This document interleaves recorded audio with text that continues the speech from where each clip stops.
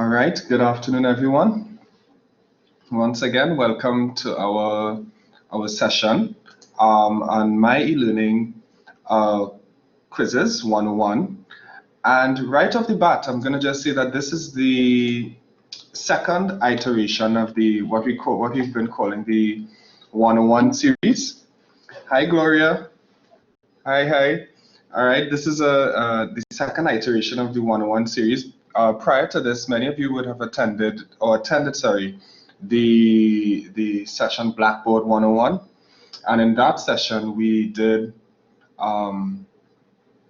provided an orientation to some of the basic to slightly more advanced features of Blackboard Collaborate, because of course it was one of the primary tools for our remote courses, remote course delivery. And now we've moved on to myeLearning quizzes, because we know this is an activity that many have adopted or would like to integrate into their courses for remote assessment. So we were talking about remote preparation of your remote courses in previous workshops or webinars. Then we moved on to remote teaching and learning, of course with Blackboard and myeLearning to an extent. And now we're moving more into remote assessment, because that's a big part of this. Now, we'll get into things in just a minute. So this particular session, we're going to look at myeLearning quizzes, and we really hope that by the end of this webinar, you would at least have parts of a myeLearning quiz in your course, and which you can always go back to edit or tweak where necessary. All right, so you're going to need to access myeLearning and your myeLearning course specifically that you would like to build the quiz, and we'll get into that a bit. But I really want to hear from you before we go further. How are you feeling so far? Now that we have, I think we're into the third or fourth week of the semester, or at least the third week of teaching. How is everyone feeling? You could just type it in the chat, or you would see just at the bottom of the screen of the that you're looking at, you're going to see 4 icons, and the extreme left is going to have an icon with a green tick next to it. It's basically on the left side of your microphone icon. So I just need you could click on that and state if you feel happy, sad, confused. If nothing is there that would represent how you feel, you could simply type it in the chat.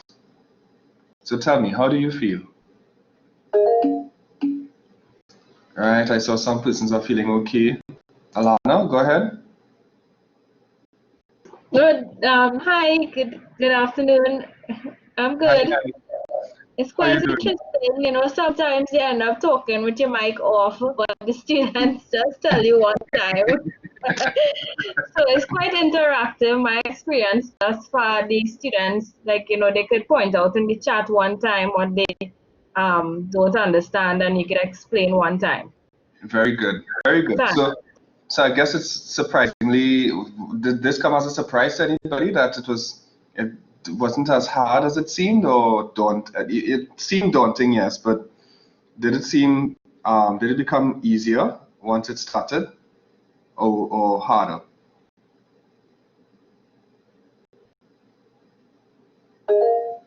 Yes, Chanel?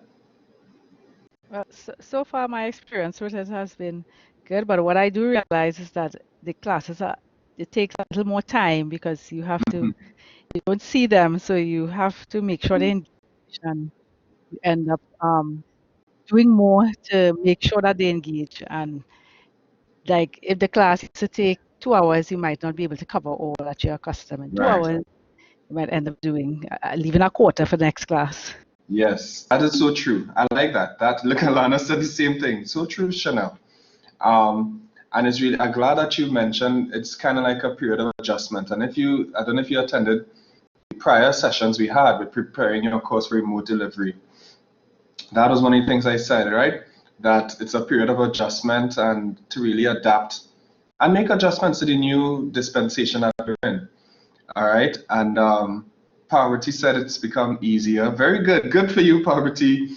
Matthias said, oh, you won't realize, you wouldn't know what the students look like at the end of the semester. Well, yes, to an extent, but it depends on the kinds of assessments and activities you have in it. But I guess that could be a good thing to an extent, because now the students have to create their digital footprint, as it will,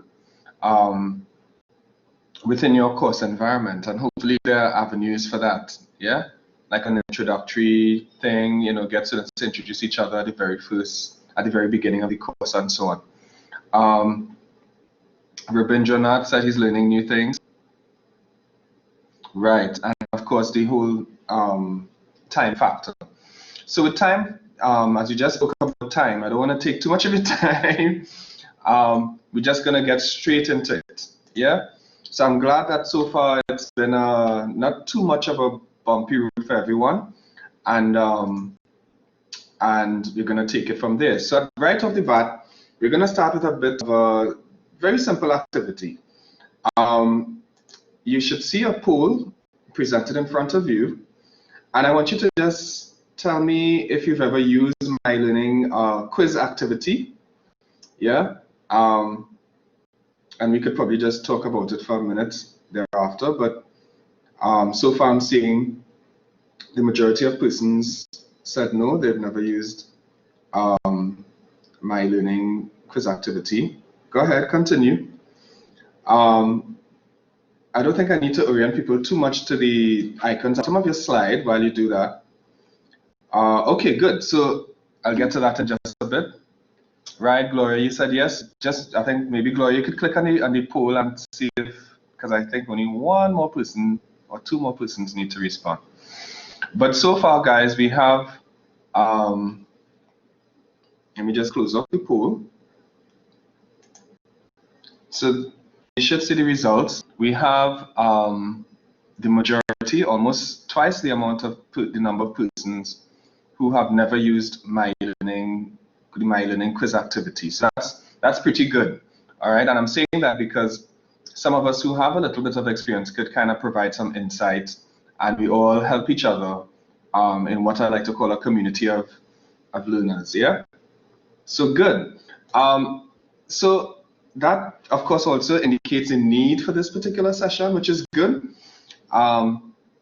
Just to give you a little I guess what people normally call housekeeping rules. You would see some icons at the bottom of the slide, just the center, just at the slide in front of the slide, just at the bottom of the slide in front of you. You will see on the right side an icon with a man raising a hand. So if you'd like to ask a question, feel free to click on that button, and I'll get a notification that you raise your hand, and I could cue you to, or prompt you to make your contribution. Yeah, on the left of that, you're going to see a camera icon, which currently has a strike through over it. And it can remain as is because you don't have to share your camera for this session. So we're asking that you can keep it off. On the left of that, you're going to see a microphone icon. So if you have something to say, if you want to make a contribution, you could simply raise your hand, as I said before, and I'll cue you to make your contribution. You can click on the mic, and whether it's a question or a comment, and you can click on the mic and speak. On the left of the microphone icon, you're going to see an icon with a white background and a gray outline of a person. When you click on that, it usually has a tick of it or over it. When you click on it, you're going to see it's basically a status menu. So you could see, I could see, for example, if you are confused, if you are sad, if I ask a question and you're not too sure, you could click on it and you could either agree or disagree or state how you feel. Yeah, it's a quick way to, if you don't want to use the poll, you could simply use this feature, status feature in Blackboard. Yeah, it's something that you can in your classes as well. All right.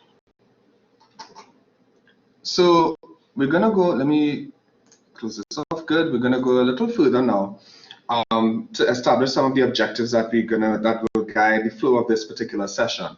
So in this session, we're gonna look at obviously creating a quiz activity in myeLearning, and also to add items and to create a question bank in myeLearning for your quiz.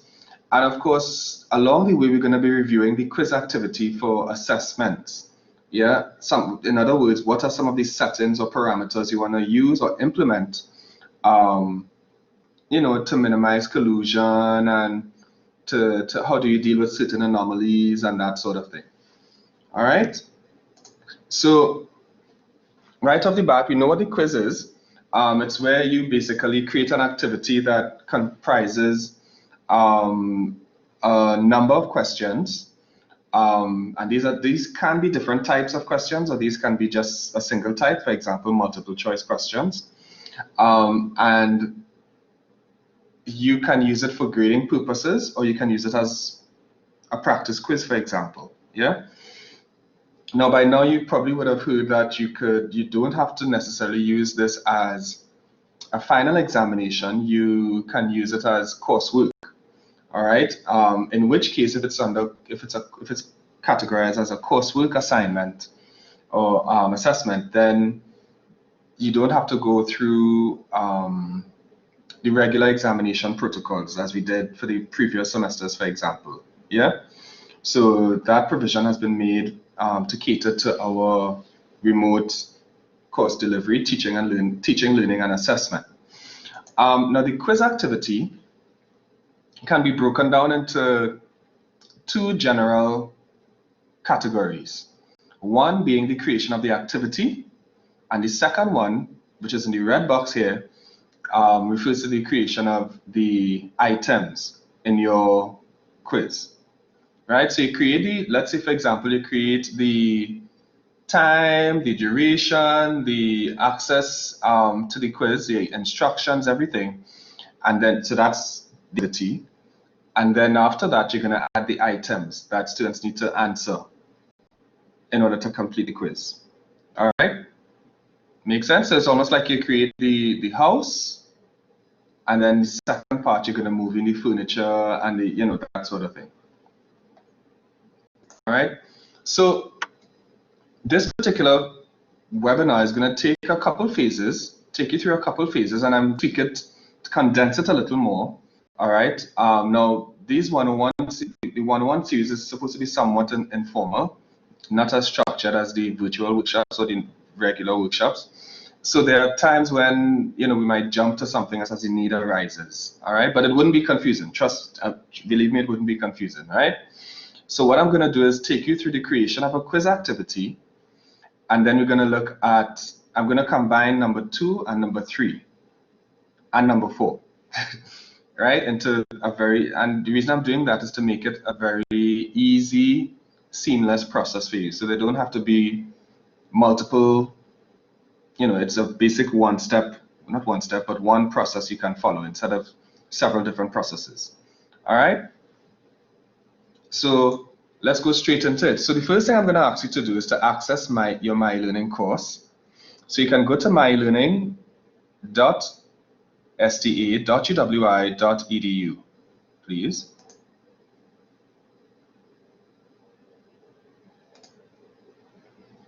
And once you're there, you're going to access your particular course. Does everyone have access to his or her course in myeLearning, or do you still need to get access to myeLearning or the course? Oh, no problem, Gloria. I need you to go to myeLearning and access your course.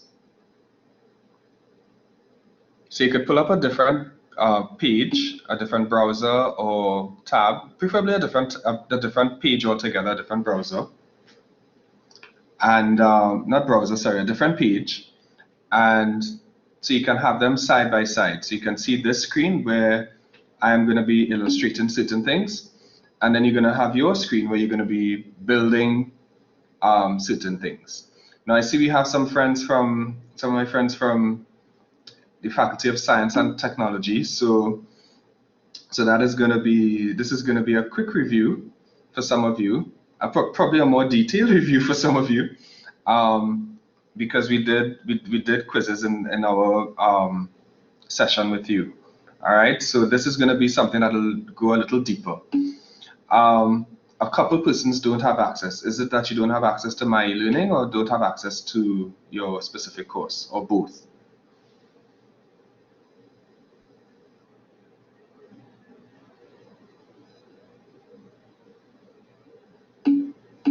Both? Okay. So what I'm gonna do, those who don't have access, did you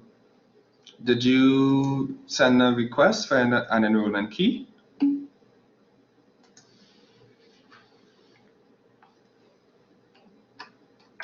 I mean, if you sent a request for an enrollment key, if not, I will just send you a link right now, so you can request it. Now you need the enrollment key in order to access your courses. Yeah. So in order to access the enrollment key or keys, you're gonna need to request them. All right. All the courses in myeLearning, they're already there. Once they're in Banner, they're already in myeLearning. So you should be able to, it's just a matter of getting access to them. So I just posted the link in the chat. So please click on that link. It doesn't take too long. It doesn't take much time to fill out. You could just fill it out in 30 seconds or so. It's just for you to insert your name, the course code, contact information, just like a number or email, an email address for sure, and the course code and semester. Yeah, Matthias, right? All right, that's no problem, Matthias. What you can do is you can insert it in one course, but you can hide it, and so nobody will know that it's there. All right, so if you have, do you have a course that you could build it in? If not, I think you should have a, okay, do you have any courses for this semester by chance? Right, so you could use it from this semester, but we'll hide it. So before you even save it, no one will know that it's there, and it'll be easier for you to access subsequent to this semester. Yeah. Perfect. Or if you have a test course, you could do that. I think I created a test course for you some time ago, so you could create it in there as well. All right, so I think, was everyone, those who didn't have access, were you able to complete the course enrollment request form?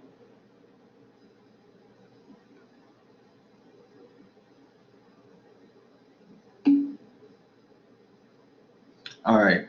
No, Hazel, you could stay. I'm still going to encourage you to complete this form. You're going to get, you should have, so you don't have a staff email just yet, correct?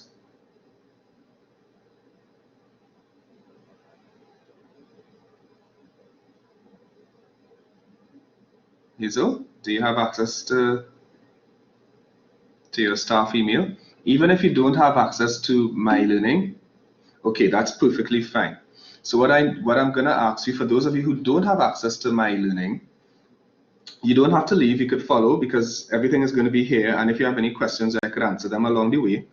And I'm going to show you exactly what you can do. And so when you have access to your course, you have a pathway to follow. You might probably want to take some notes as well, so to guide you in the process of quiz creation. All right. Right, no problem, Ayana. All right, so that's okay. That's okay. What I would recommend is that, like I said, you record some of the main points along the way, and of course you're going to get a recording of this. You're going to have to follow on my screen, because I'm going to show you everything how to do it.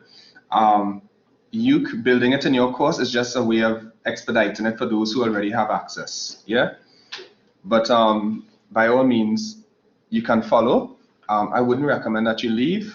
I think you should follow here, and to prepare you for when you get access to myeLearning or whatever platform you're going to use, because it's probably going to be the same process. You're going to have to build the quiz and then build the items to suit. All right. Okay, so once you get your enrollment keys, this is the basic process here. All right. For those of you who don't have access to your myeLearning course yet, all right. And of course, you know, it's your staff ID number and your password that you use to log into the site. Once you log into the site, it'll take you to a course portal page or dashboard.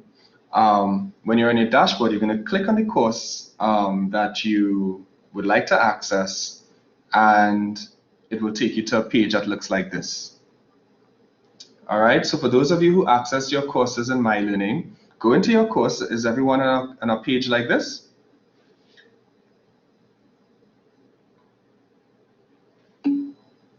Okay, great, great. So this is really your course homepage. All right. What I'm going to ask you to do now is to click on, so we're going to add an activity, sorry. All right, and this is the first phase. So the first thing you want to do is turn editing on. For those of you who are new to myeLearning, this is the first step that you want to do. Anytime you want to add anything to your course, whether it be course materials, reading materials, videos, activities such as a quiz, you want to make sure and click the Turn Editing On button. Now, this is located at the top right side, usually just under your name, as you see in the first illustration here. All right, you click on Turn Editing On, and you're going to see, you'll know editing is turned on, because if you look at the second illustration, you're going to see a couple things there. You're going to see this pencil icon next to a whole bunch of stuff. On the page, you're going to see this edit button. You're going to see add an activity or resource. You're going to click on add an activity or resource. Add an activity or resource. And a menu is going to pop up that looks something like this. Right? Once you're there, you're going to look for quiz. Now, the quiz icon always has a tick in front of it. And this is in alphabetical order. So you know it's Q, so it's going to be in the lower half. Usually it's in the third column. The third row down. And you click on quiz. You don't have to double click. You could just click on it once, I believe, and it should come up.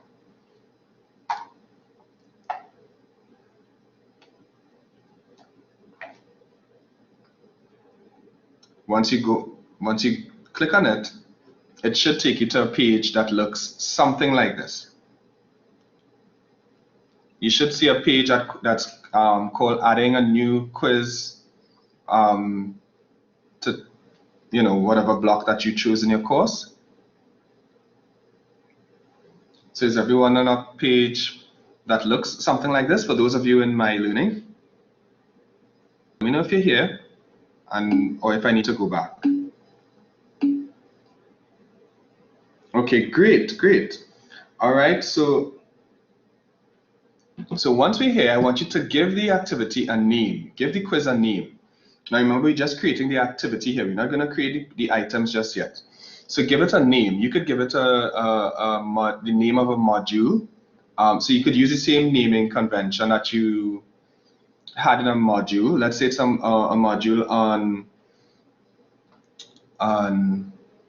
the water cycle, right? That might be, you could give it, it's a quiz on the water cycle, right? So you could give that, you could use that to name it.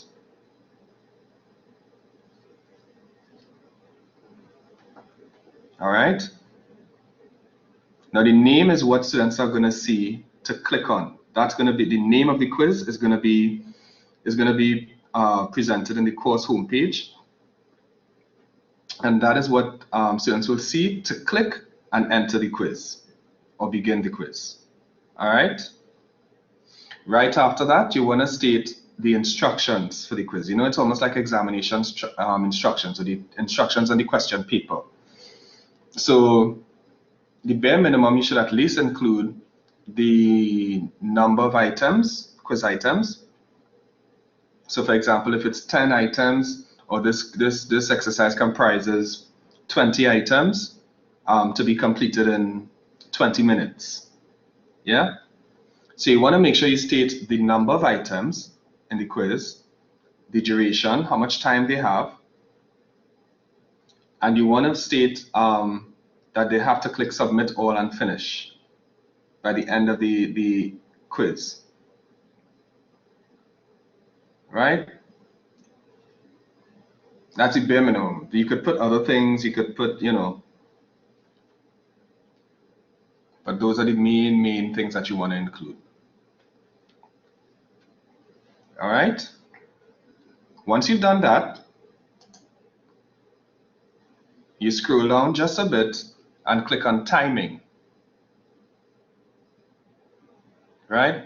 When you click on timing, you're going to see the menu expand there, and you're going to see open quiz.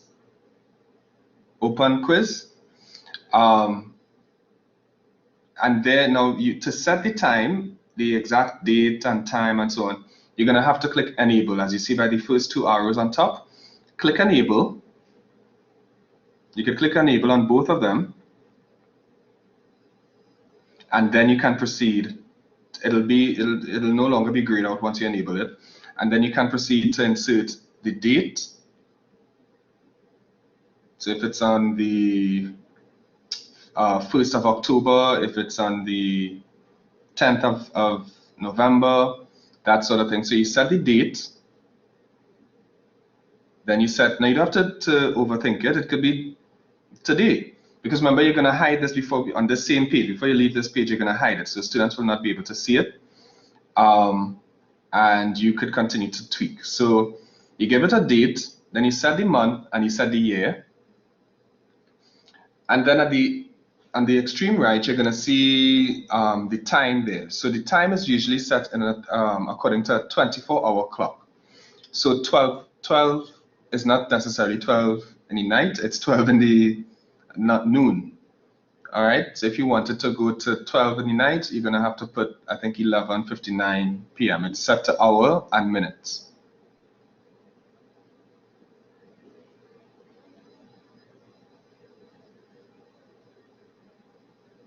And then you're going to do the same for the close quiz option. So I'll give you a minute to insert that information, and you could post in the chat.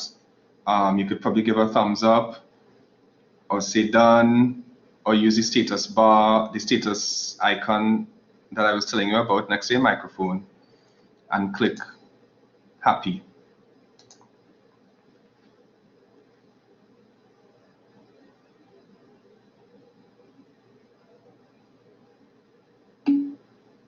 Okay, great. Marsha is done. Kavita is done. Yes, Chanel, definitely. All right, Rabindranath is done.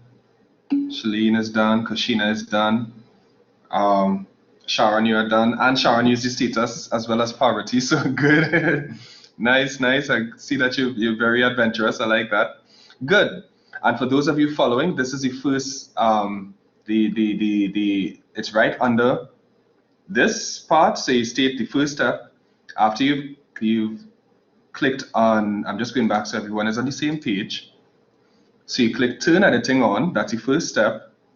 Add an activity or resource.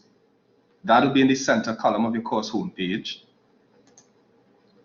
Then when you click add an activity or resource, this pop-up window will appear. You click on quiz. Then this page will appear where you insert the title of your quiz, and then you insert the instructions. All right. After that, and you would see timing right here, because timing is right under this block you see here, the instructions. So in timing, you're going to set the date, month, year, hour, and minute. Now to do that, you have to enable both options. All right, now once you've done that, you're going to click enable, because you probably want to give a time limit as well. So for example, you might want to give students 1 hour to complete this quiz. Now this means right? That before, and I know some questions might come up, so I'm just explaining, and you could listen and we could move forward if you have any other questions, of course. So the way this works now is that we open the quiz and close the quiz options is really asking you to set a window of time within which the student can attempt the quiz, or the quiz is accessible to students. All right. So for example, it might be a 12-hour window. It might be a 24-hour window. So you might give from 6 a.m. to 6 p.m. That's 12 hours, yeah, sorry. Right? It might be from 6 p.m. today to 6 p.m. tomorrow evening, right? So you want to be mindful of that. So the opening and closing of the quiz really pertains to students, the availability of the quiz for students to access, yeah?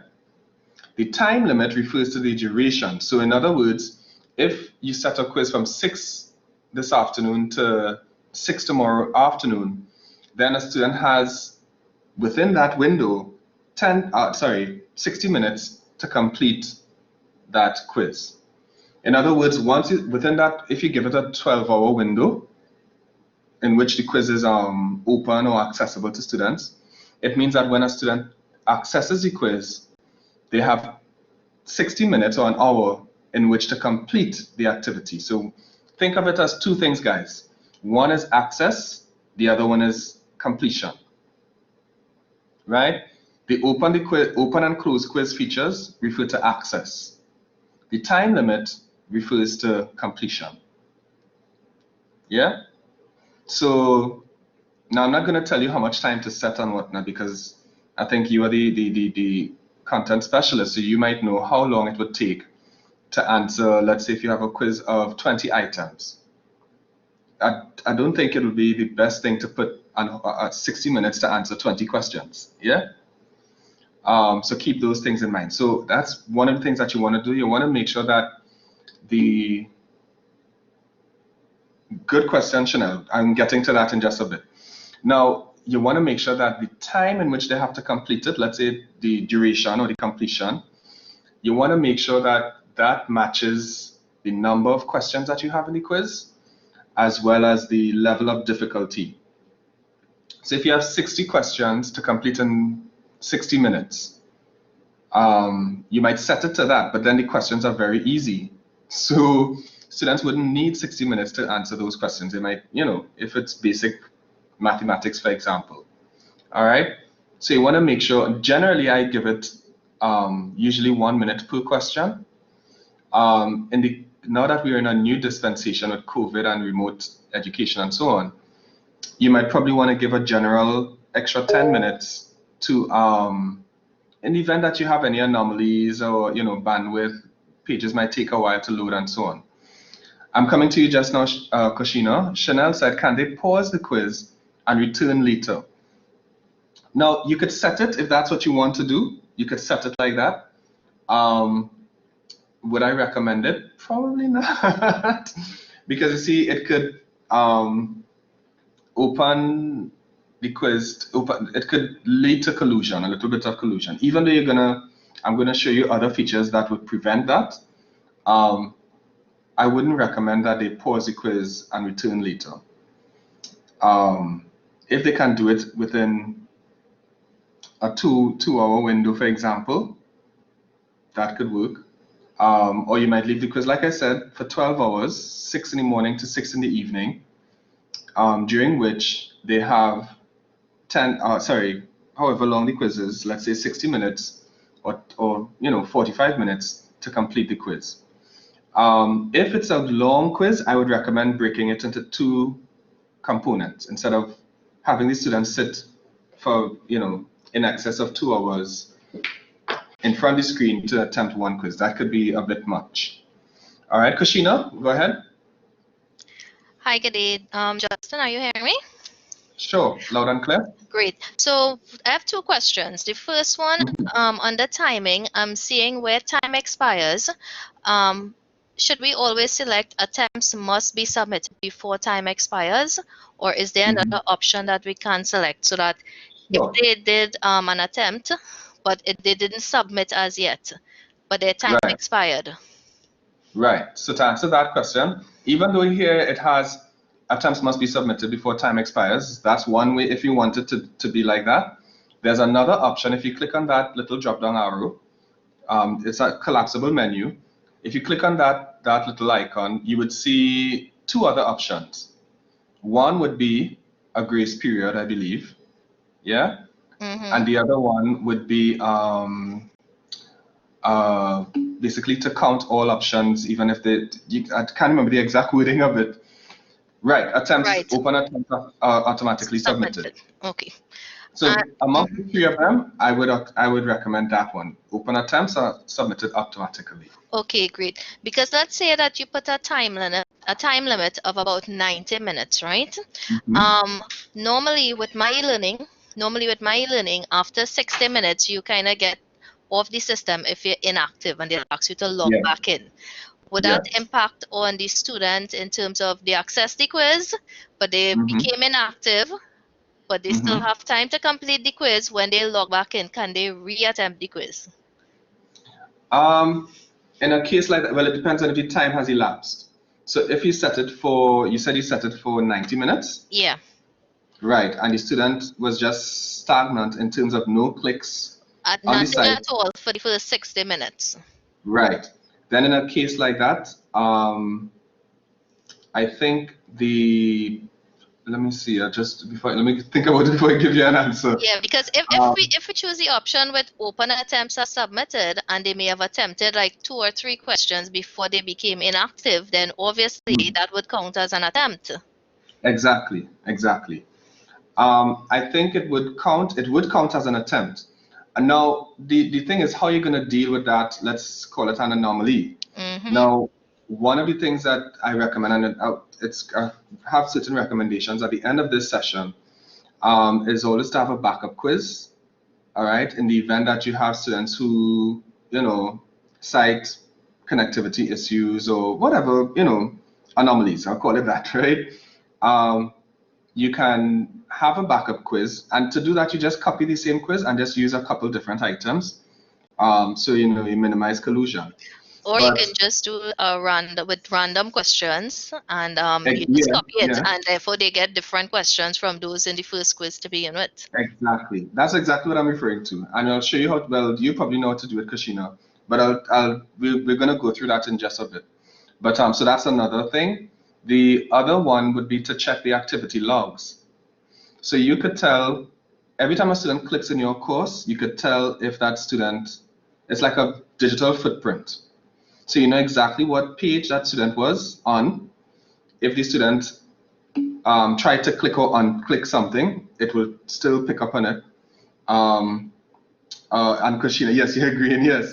So these things tell, one, if a student has legitimate connectivity issues, or if the page, if they had a network disruption or power outage, we could tell as well if there's a sudden cutoff, for example, or if it is that the student said that they got bumped off or disconnected at X time, but then we're seeing after that time, they stated they're still active in the course, trying to skim through the rest of the pages without, you could see it.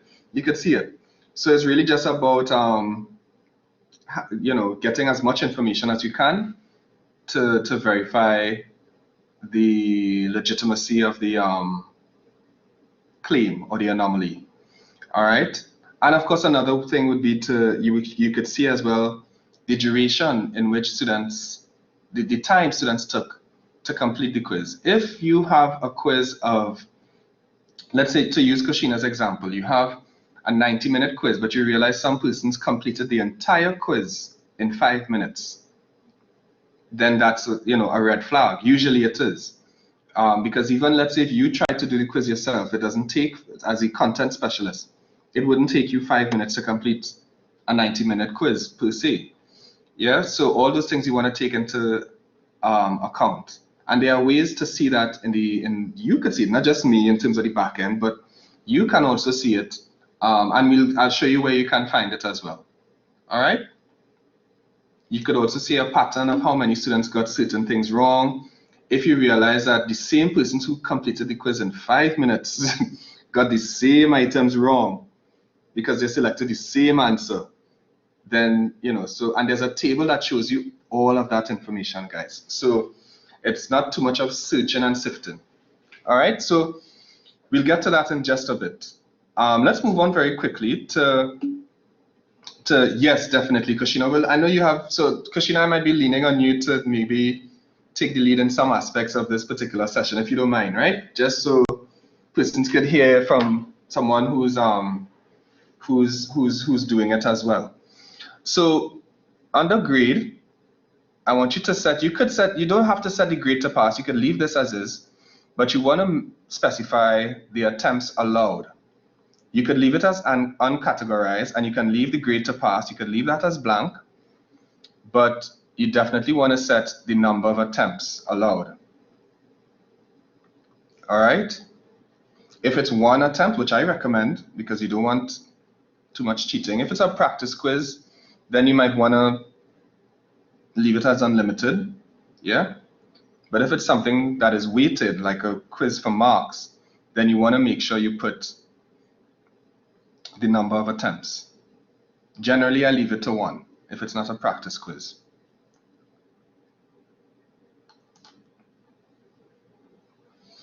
So the next part is the layout. Now the layout has, it deals with really for example, the number of questions on a page. I'm recommending that you put at least 5 questions on a page, no more than 6 questions on a page, 5 to 8 questions, no more than 8 questions on a page.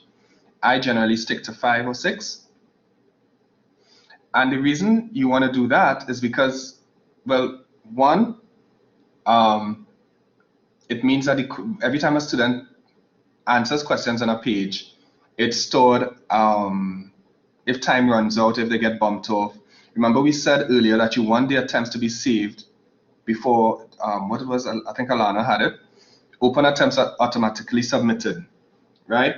So think of that in conjunction with what I'm saying now. If you put 5 questions on a page, let's say your quiz comprises 20 questions. You put 5 questions on a page, that means you're going to have 4 pages. Every time a student answers or completes 1 page of questions and moves to the next one, the results or their responses are going to be stored, even if they get bumped off. All right, so that's 1.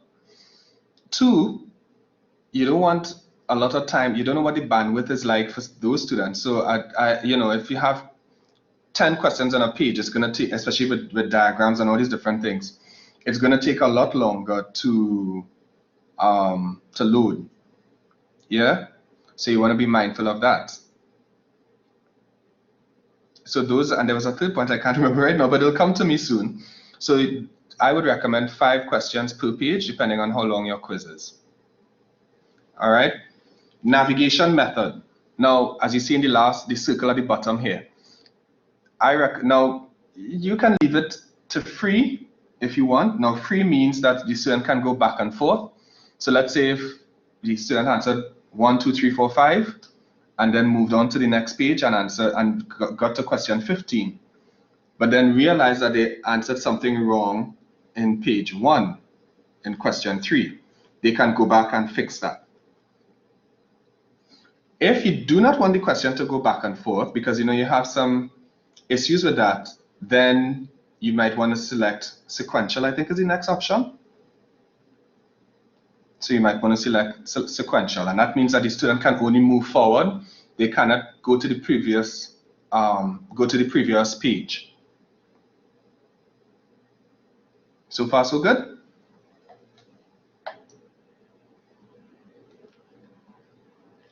Let me know if it's a bit muddy or confusing, or if I'm going too fast.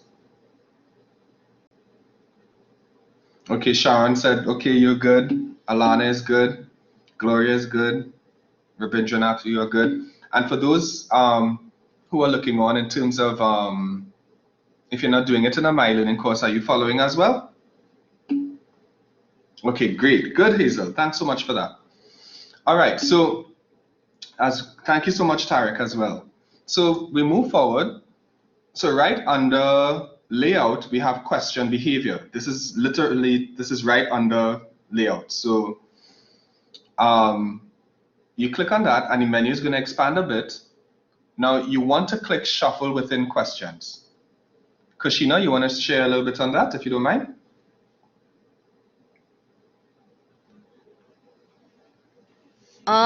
Yeah, in terms of shuffling between, is it shuffling within the question?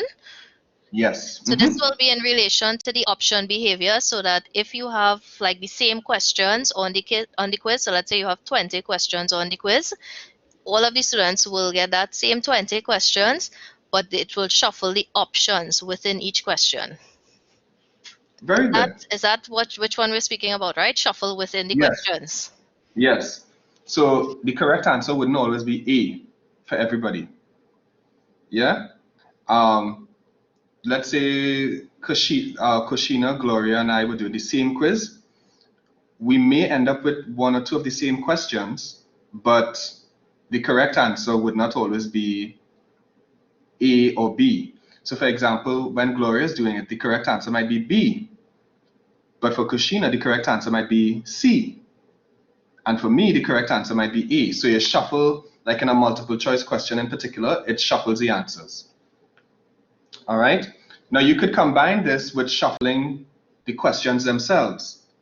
Yeah. So no two students will really get the same exact question. Yes, Esther, that's exactly what I'm saying. Yes. So you could shuffle the questions and you could shuffle the options within the question. Because the last thing you want, students to do, students are very smart, and they could create an answer sheet. Just as how you might create an answer sheet to grade a hard copy multiple choice exam, right? They can do the same at basically a cheat sheet. But to mitigate against that, you're going to use different questions. You're going to randomize the questions first of all, and then you're going to randomize or shuffle the options within the question. So it's more difficult to create a cheat sheet. Yeah. Now the thing, let me just say this here as well, guys, is that students might find one way possible way of collusion, but you want to make it set the quiz in such a way that it makes it a very laborious process to cheat, basically. So much so that it just makes sense just to do the exam the honest way and move on. So let's say if you have a student who's trying to take a screenshot of the question and answers, that still wouldn't help, because that's not a guarantee that Kushina might get the same question when she attempts the quiz, or that Kushina will see the same layout of answers. Yeah. So that's just a little tidbit. So how questions behave? You want to put deferred feedback. Make sure and click that.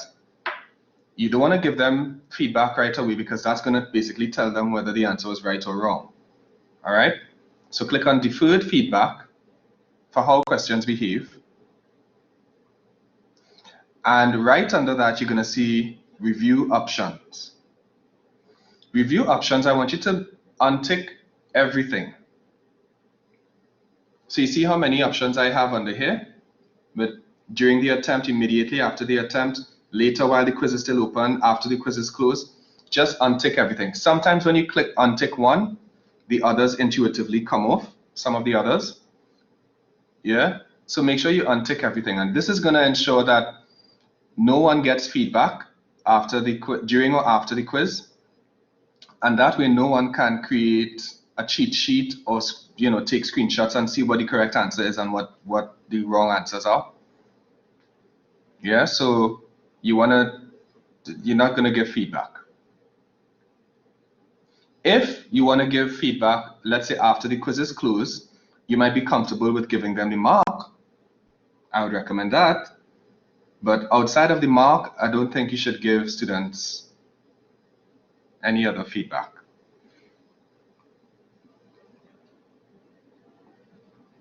So far, so good?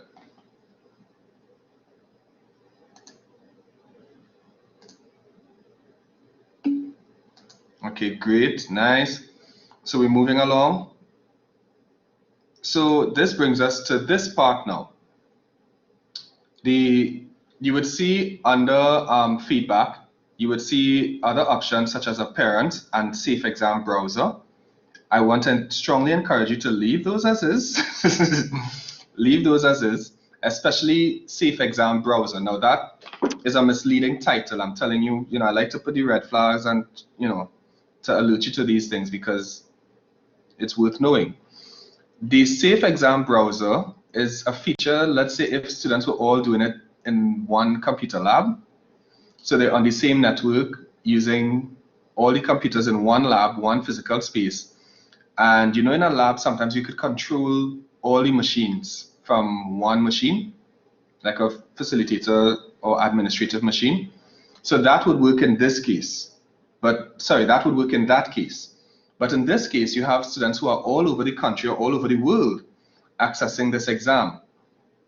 And so you don't want to use the safe exam browser. So totally ignore that option, all right? Because persons are on different networks at different locations on different machines. So it doesn't create a good environment to apply that feature.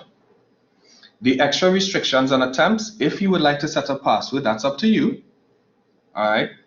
If you want to set a password for your quiz, it's not mandatory. I wouldn't recommend it necessarily, but if you think you want to add an extra security feature, then by all means you can do that. But you're going to have to remember the password. All right? So for now, yes, Kushina?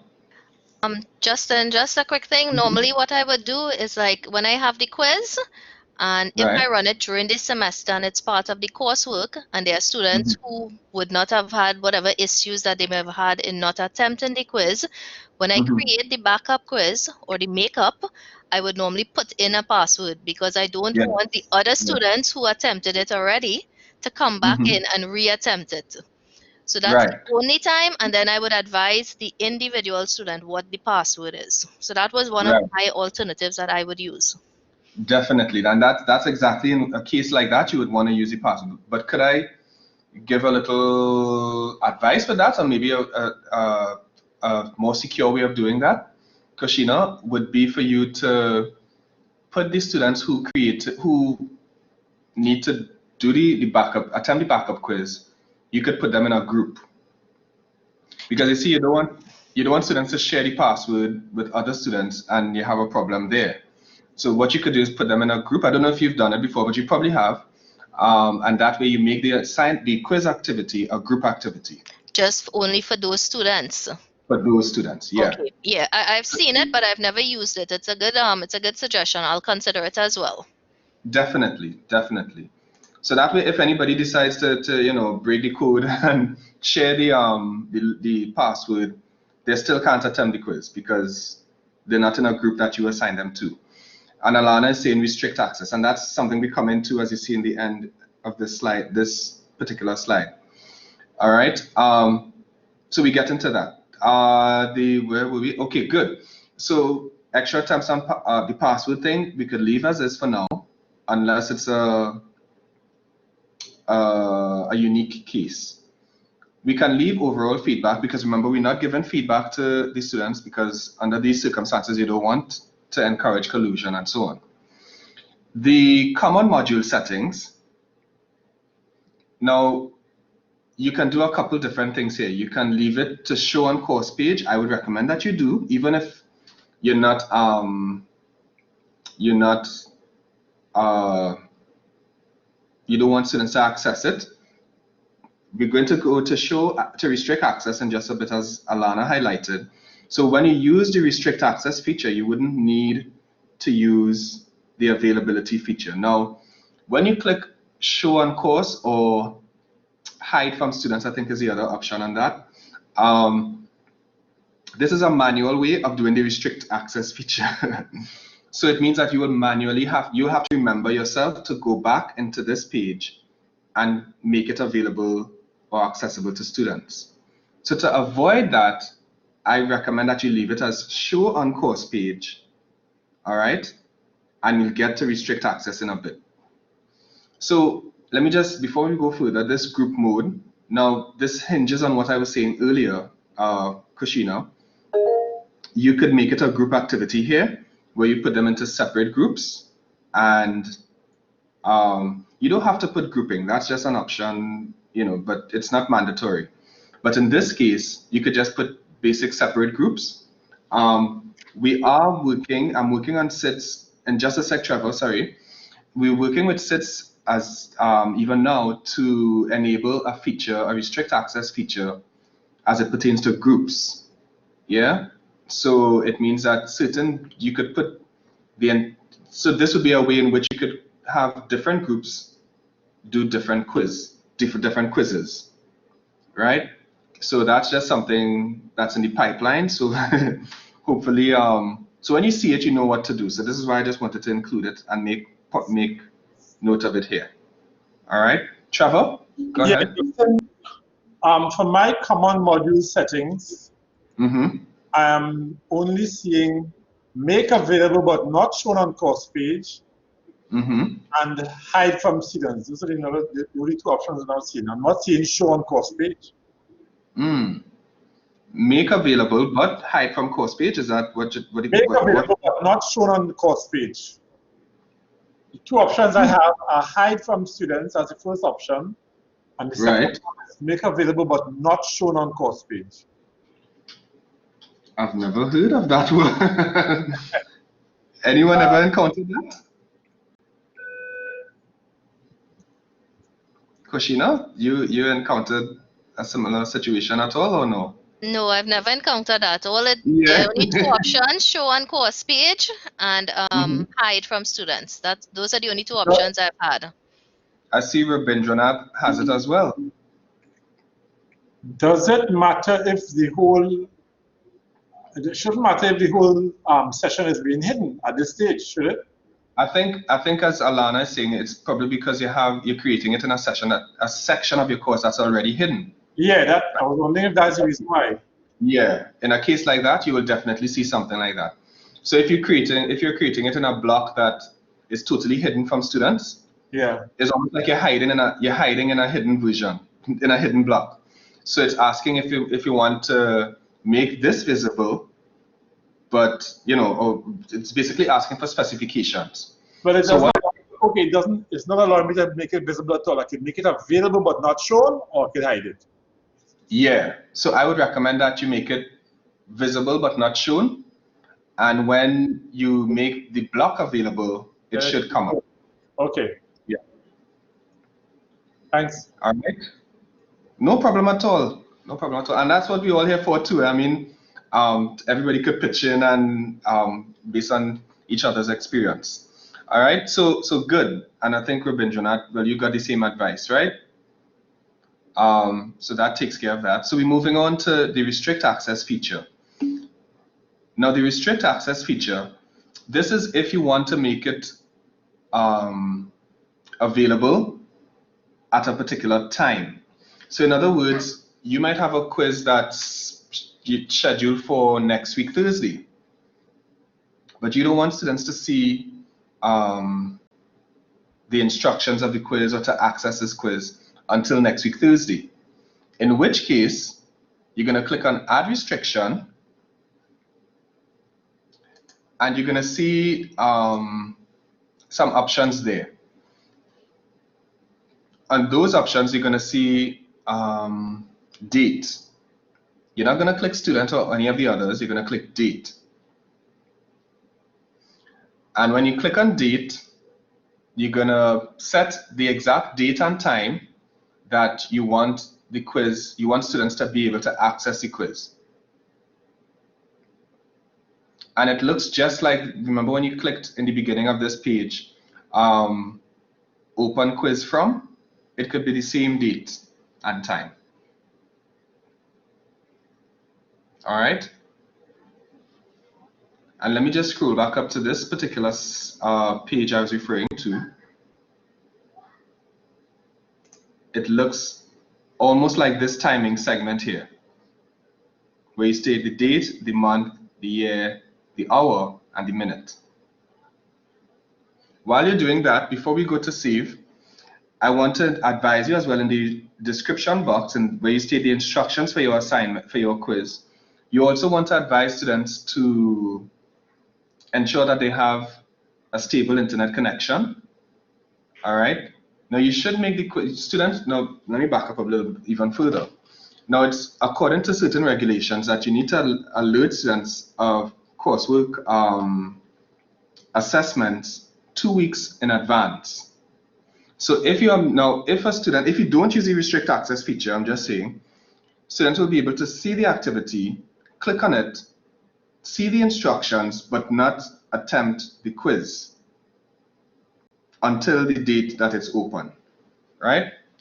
So at this point, if you're not using the restrict access feature, you could also include in here, please ensure that you have a stable internet connection, as this is a timed activity, right? So at least the student knows, okay, I need to put certain measures in place so I could attempt this quiz undisturbed. Yeah? So let me go back down to the restrict access feature. So once you've set the date for the restrict access, you click Save and Return to Course. Click on Save and Return to Course.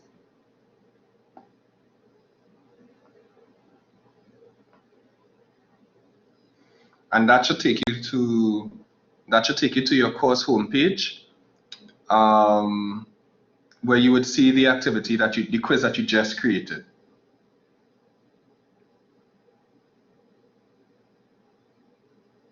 Any questions so far? Or are we all there?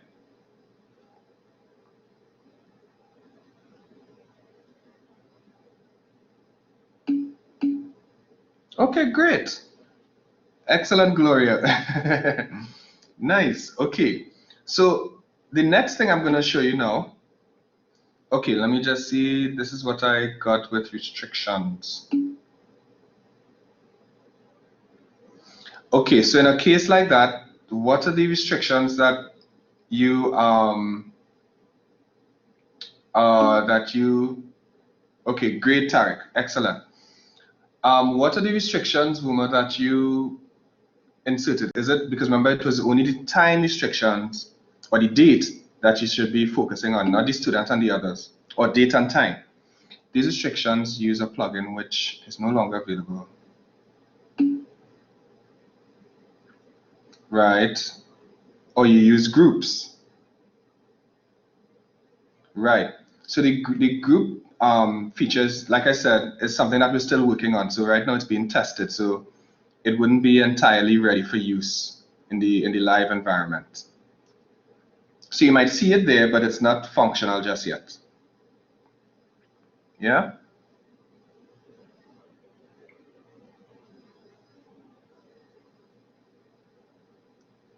So what you can do is take out the restriction for groups and just leave date and time.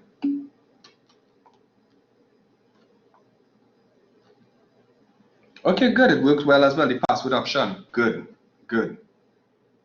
So I'm just telling you so you know at least the group feature is in the pipeline. And it should, I think we're in the end of September, so it should be enabled within the next 2 weeks for the latest. Yeah. And the reason it's taking a little, just so everybody knows, it's taking a little while, longer than usual, is because we're supposed to cater to help us cater even more effectively to the heavy traffic and the demand on the site. What we're trying to do is, or CITS is trying to do, is a back end to ramp up the capacity of the platform to cater to it. You would have remembered, some of you, if you tried to access myeLearning like last week or week before, it was kind of giving a bit of trouble to get in and to log in and all these different things. Anybody encountered that?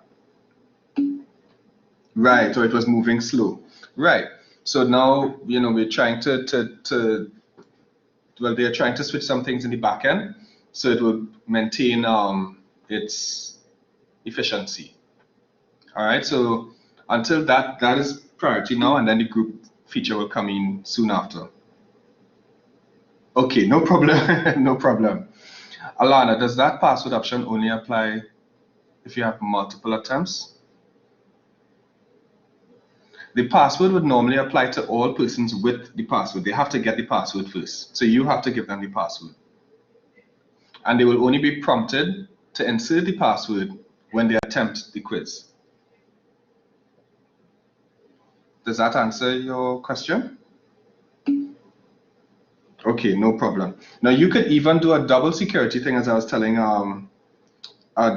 with Kushina, where you could use the group feature and the password, so it works both ways.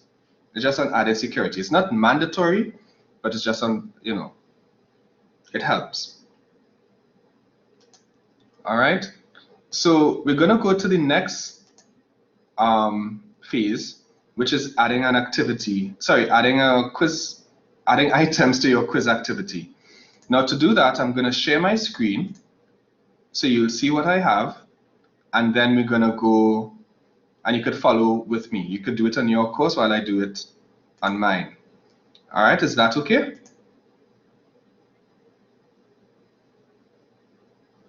So what we're gonna do now is, let me just share my screen.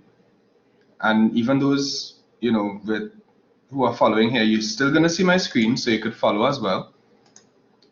Because this is where I'm gonna just change things up a little, all right? So please let me know if you could see my screen. Yeah? Yes, we're seeing the screen. Okay, great. So I just turned editing on, and I'm going to my course right now. So I think I have a couple different copies of, now let me just back up a little bit. Now let's say you want to create a duplicate of your quiz. You don't have to do it now, but I'm probably gonna show you right after, but let me delete this one. So I'm just jumping the gun here. So if I wanted to create a copy of this one, I could simply click, once editing is turned on, click edit and duplicate, and that's it. So this would be the easiest way to make your backup quiz, and then of course you can go in and tweak as you see fit. All right, so that was just something that I think you should know, but we'll get back to that later on. So I want you to click on the quiz that you just created. Click on the quiz that you just created, and it should take you to a page that looks something like this.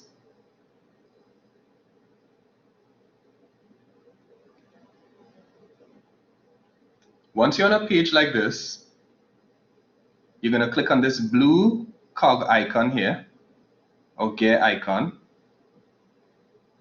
and it's a drop-down menu. And you're going to see a couple things. You're going to see, let me just talk you through it. So you're going to see edit settings. That's the page that we were just on. So if you need to go back and make a tweak, you could do it through there. There's edit quiz, which is one way of adding items to a quiz. You could preview it, so you want to see what it looks like, so you know exactly what students are seeing. You could go there. When students have attempted the quiz, this is what I was saying earlier, that you could go through and see the performance of each student, the responses, how many students clicked the same responses or got certain things right or wrong. Likewise for statistics. So the statistics, would show the time stamp, as well as the correct, how many students got certain items right or wrong, like an item analysis. All right, so this is where you want to go to access those things. Now, as you go further down, you would see question bank. So click on question bank. Click on question bank. And it should take you to a page that looks something like this. It's not going to be exactly like it, but it's just something that it looks something like this. You should see these four tabs at the top here: questions, categories, import, export. Yeah, and you should see select a category, and it's by default the course code. Yeah, Is everyone seeing a page like that?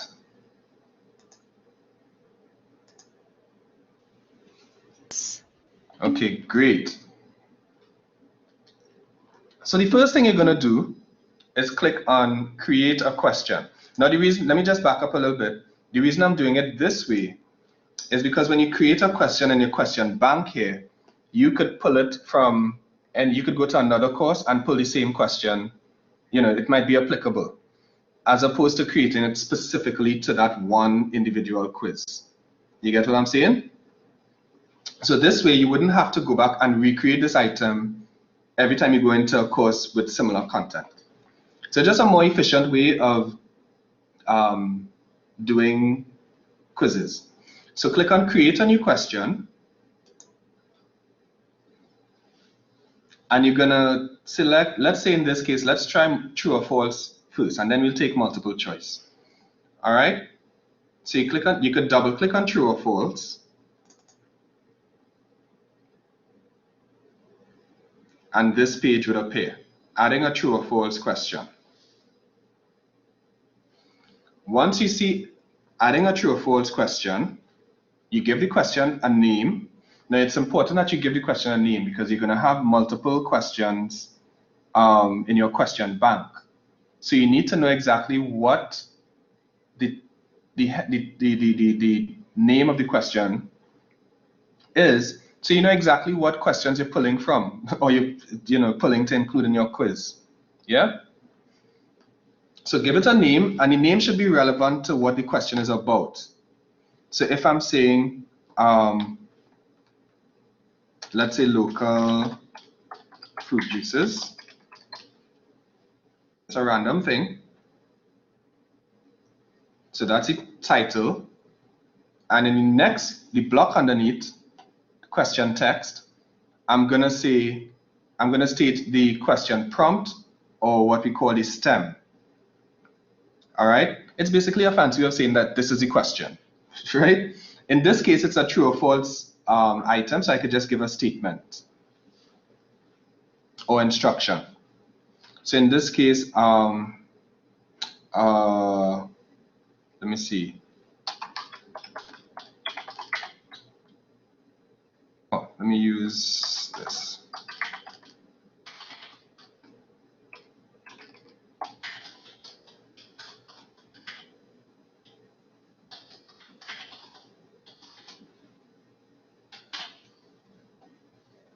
Right, so let me just put this just to be grammatically correct. So I just gave a statement, and it's letting me know it's 1 mark. All right, and you want to keep it 1 mark per item because that keeps the calculations easy to follow. General feedback, you can leave this blank because remember, you're not giving feedback. You don't want to let the student know if it's right or wrong and that sort of thing.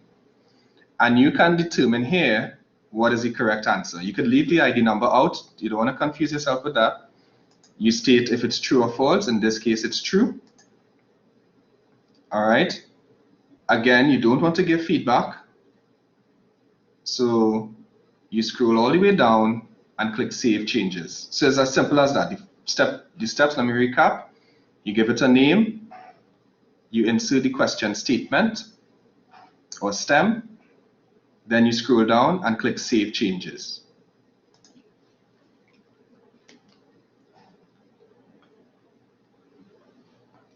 All right.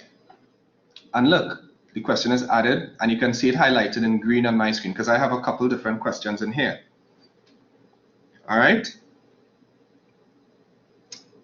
Let's add one more question. So everyone was able to add that first question, true or false question?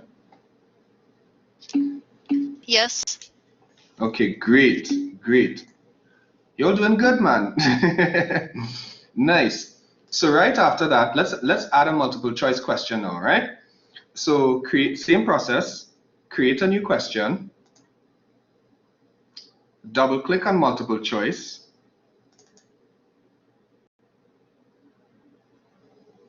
and you see it's a similar page.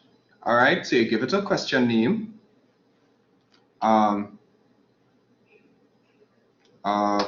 fruit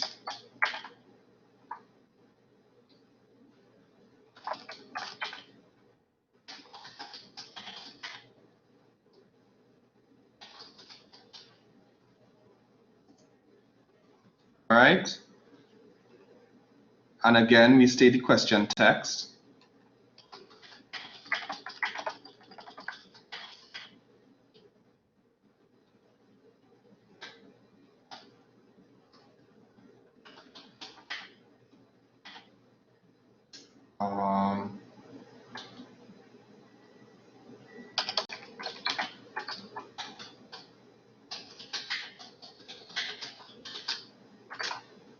All right, so this is my particular question. It's just a random question. So, so we give the question STEM, and again, we see the default mark to 1. We try not to change that because that will skew everything else you do. General feedback, we're not giving any feedback, so that could stay as is. And here is just like a recap of the settings that we did just now with in the quiz settings. So we see here, you're going to make sure specify that it's one answer only.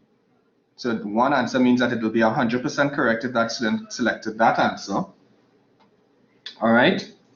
And then you're going to have shuffle the choices. Remember we said that, sorry, we said that this shuffle responses or shuffle within questions, we said that in the settings page, remember that? So this is where we see it here. Number of choices, everything else could stay, basically everything could stay as is, right? So we just gave it a title, gave the question, stated the question, and we go straight to the answers. So let's say, so you could state your options here in this little field. You could expand it if it's something that is a little on the long side, like that. Just put the cursor, the edge here. You'll see it change to a double-headed arrow, and you can drag accordingly. So let's say in this case, I'm gonna give footer is 1. This is not the correct answer, so I can give it 0 or no marks or grade. All right, and I'm giving it no feedback because remember we're not giving feedback, right? So I scroll to choice 2. Let me know if I'm going too fast. I give the next option. Let's say, what's another brand?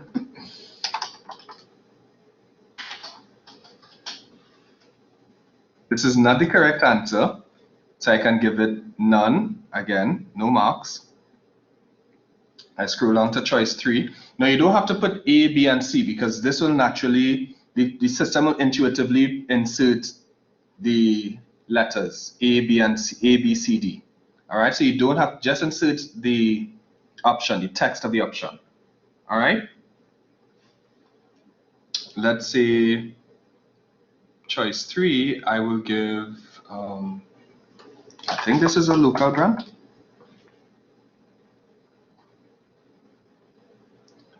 And then choice 4, now this is the answer, right? Is it Minute Maid or Minute Maid? I might be spelling it wrong. I'm not sure if it's made, or if it's, let's assume this is it, right? Or let's see, Sunny D. All right, so this is the correct answer, and I want to give it, I want to give it 100% correct. Let me just scroll up a bit so you see it. So I click on grade, and I go all the way to 100. Now you could go 100 negative or 100 positive, but I wouldn't recommend that you venture into anything besides 100% positive, because you don't want minus marks and then it skews the calculation of the marks. You don't want persons to leave the quiz with minus 40, right? So you select 100 because this is the correct answer. So you're basically identifying which is the wrong answer, which we did above, and which is the correct answer, which is here. And then you scroll all the way down and click Save Changes. And it's added to your list. So far, so good, guys?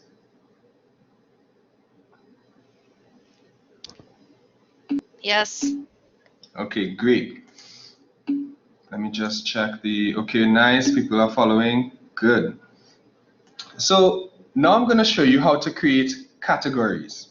So we have at least 2 items in our bank.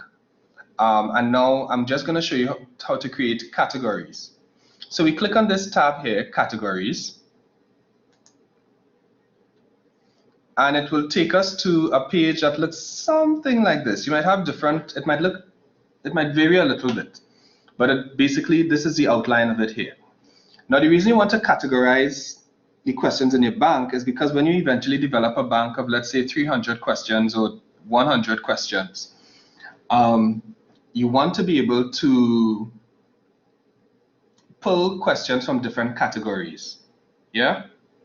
So let's say you have a question on pharmacology, a category on pharmacology. So all the questions on pharmacology will be in there, will be in that category.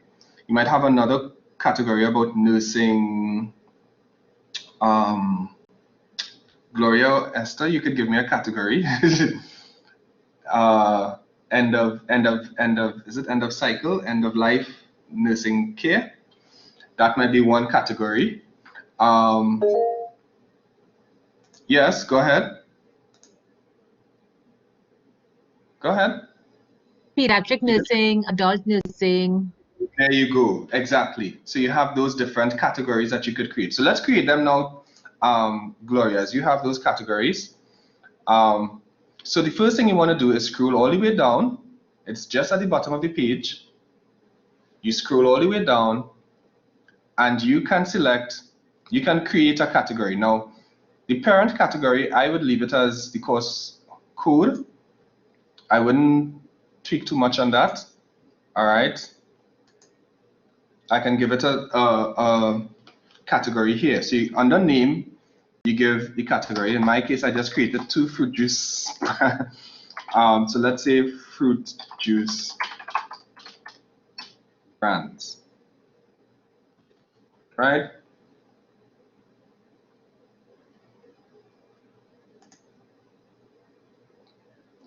And that's all I have to do. Click add category. And the category was added. Now yours might look a little different. You may not have all these categories here with all these arrows. Some people might have just the up arrow, I think. Yeah. And that's okay. That's okay. What I want you to do, however, is click on, let's create one more category. Let's create one more category. So you're going to scroll down again, scroll down at the bottom of the page, and you click, you give it a name.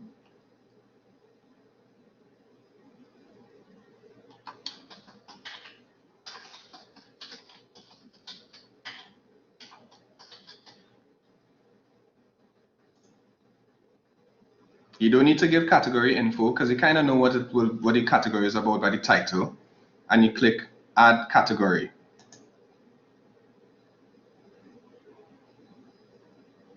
All right. Now you don't have to do this part now. I'm just going to show you. So you could look here. Now, if you wanted to add questions specifically to this category, you simply click on it, and you can create questions in here. So this looks like a similar page, right? But you don't need to do that. You simply go, well, basically back to questions. And this is your, sorry, let me just, all right. You go back to questions, make sure your select default category is something that comprises the whole course code or title, all right? And what you're gonna do now is add the you could create a new question, or you could create your new questions here, as I've done, and then you could add them to specific categories. Yeah? So in this case, I want you to assign let me show you how to do it first. And then you could follow, I'll do it again and we could do it together. So let's look for you're looking for the question that you just created. All right, in my case, I created local fruit juices. So I click on this little tick next to it. So you would see the title of the question here. So you see why it's important that you create a proper title for your question name, as opposed to question 1, 2, 3, etc. So you click on this tick, and then you're going to select, you're going to find the category that you just created at the bottom here. All right. I think the category I created was something with fruit juices. Let me see if I can find it. Okay, right. Fruit juices, fruit juice brands. I select that. You're not going to see anything happen yet. But now I'm going to click move to. So in other words, I'm saying move this item, which I ticked here, into this category. All right. And I click on it, and it's moved to this category. So we see local fruit juices has been added to this category, fruit juice brands. All right. I'll do it one more time. So I'm going to go back to my default category. And this time I'm going to choose another question to add to that same category. So let's see, I have local brands of fruit juices. So again, so you're doing it with me, hopefully. You tick on the left side. You scroll down. Find the category that you want to assign it to. And you notice here, just pause for a second, you could always tell how many items are in each category because you'll see the number in brackets. So I just added one item to fruit juice brands. So we see 1 here. So I'm going to add another one. And then click move to. So you see here, fruit juice brands now has changed to 2, as in 2 items. So we see the 2 items that are added to this activity, to this question bank, sorry. Any questions so far? Let me know if you need me to show you it again. I'll be happy to do so. Okay, great, great. The name of the question be the group, meaning you could assign, you want to give the question, name the question after the group it's assigned to. Chanel?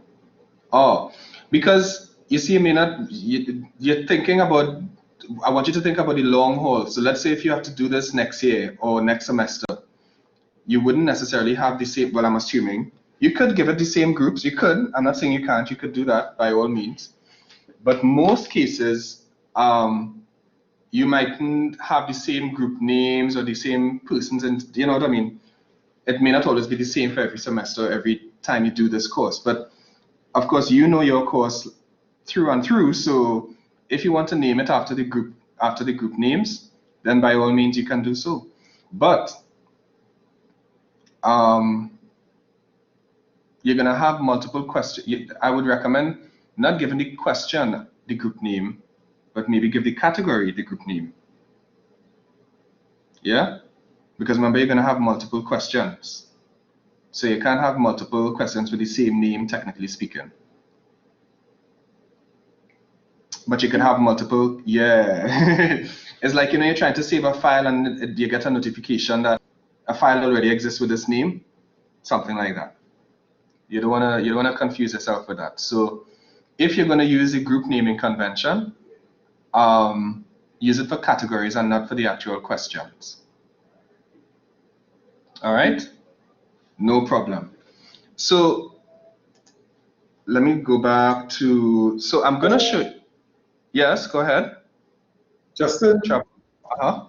I seem to have lost a question. I had 2 questions, I moved one into a category and I can't find the second one. Good question.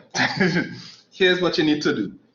So you're not lost. It's just you didn't lose the questions. They're just in a different category. So what you're doing now, you go back, you go to this little what you call it, drop down collapsible menu here next to select category, and you're gonna select default. Your default might look different. Default for, and usually it's your course code. And I'm showing you here. So for example, I'm in my category. I just added the 2 items to it. I'm here, so you're only seeing 2 items. But I want to go back to where I created all the other things. In your case, it would be where you created the other item. So you go to course code. Yeah, the course code. And look, all of these are here. So this is all this is your question bank. So you want to really create questions here and then assign them if necessary to the different categories. Because even when you have them in different categories, they'll still be here because remember the categories are in your question bank. It's just a way of organizing when you get an excessive number of questions to pull from. All right? So Chanel, just back to your question a little bit. You see how I have the different categories here: fruit juice, Caribbean history, BBC, colors of nature, etc. You by all means could give these categories, could name them after your groups if you'd like. All right? But the questions would need very unique names. Okay, so once we have that, I will come back to this import button in just a bit. Just a bit. I don't want to confuse you just yet. Let me ask a question. How many of you, I'll come back to it. Let me not confuse the scene. So here's what we're going to do now. We're going to go back to using the breadcrumbs. We're going to go to the quiz that we just created. Your name might be different. My name is Pre-Columbian Societies. All right, you will see these we call them breadcrumbs. It's really just hyperlinks under your course code, your course title. We call them breadcrumbs. It's kind of a reference to the function they serve. And you know the story of Hansel and Gretel, how they left a trail of breadcrumbs to find their way back out of the forest. I learned it as jelly beans. I don't know if it's because, you know, I don't know if I grew up in the bush that I thought it was jelly beans, or I don't know, I just like jelly beans back in the day. So yeah, so but we call them breadcrumbs. So you click on the quiz that you just created, the quiz title, and we're back on this page now. All right. Once you're on this page, you click on this blue icon again, right here. And remember this menu where I showed you all the things, the question bank and all these different things? You're going to click Edit Quiz. Because what you did just now, you created your items. Now you're going to add these items to your quiz. Now I had these items from before, so don't worry. I'm going to create new items. So let's say I want to take this one off, and I might want to take this one off.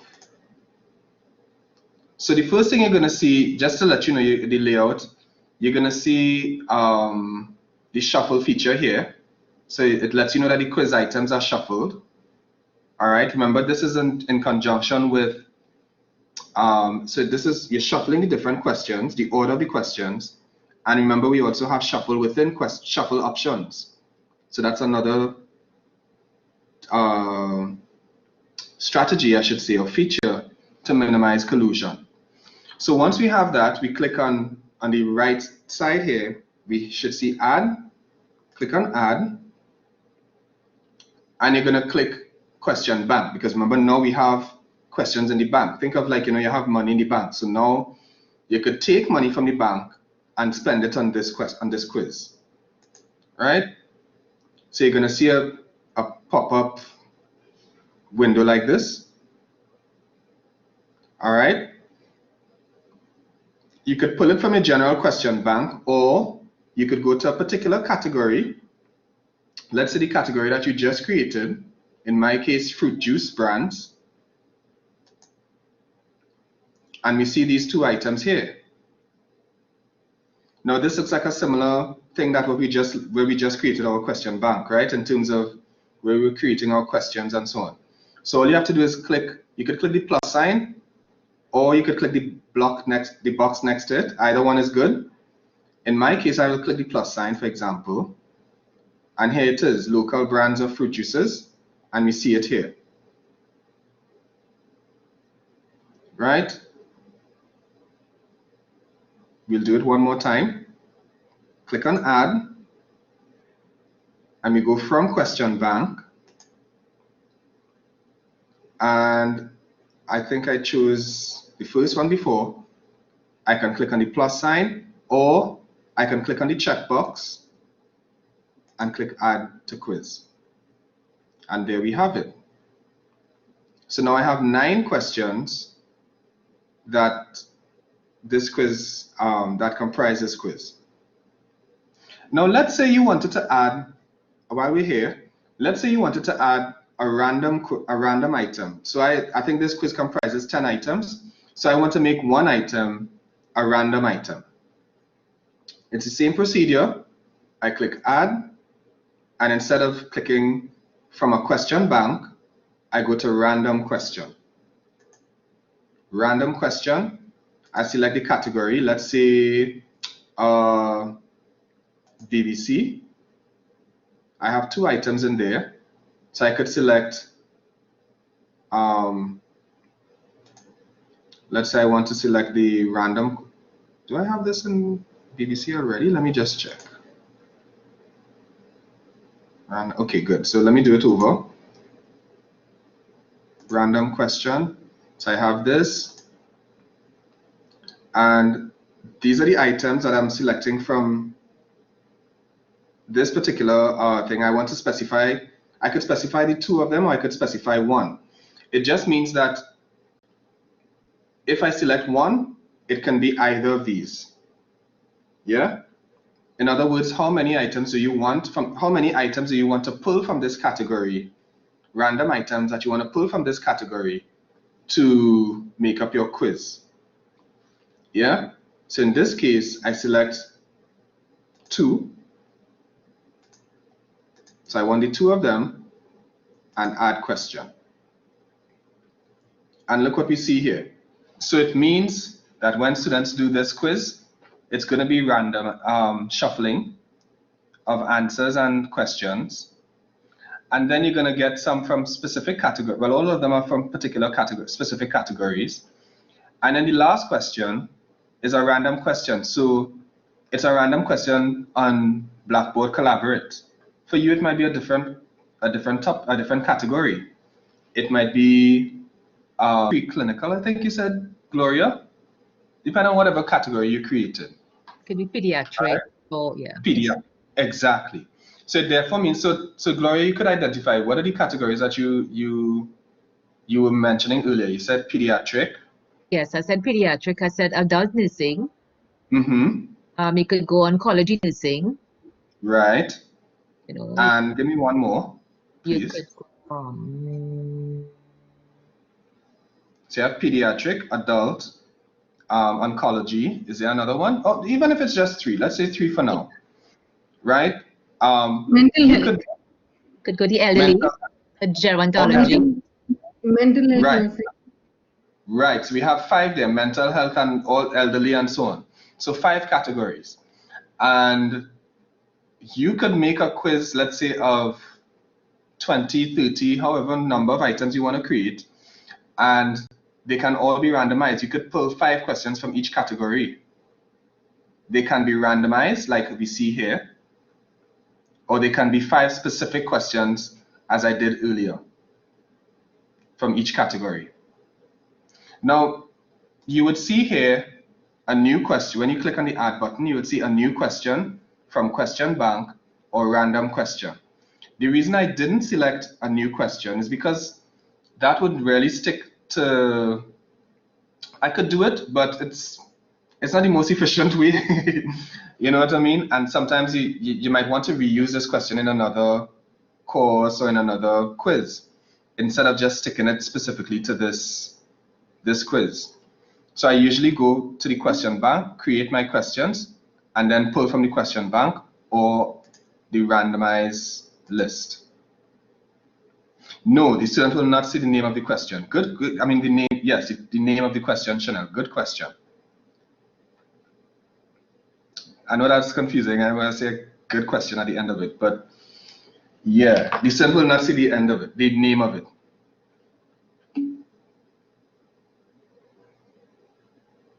Yes, which is what I'm getting to. So,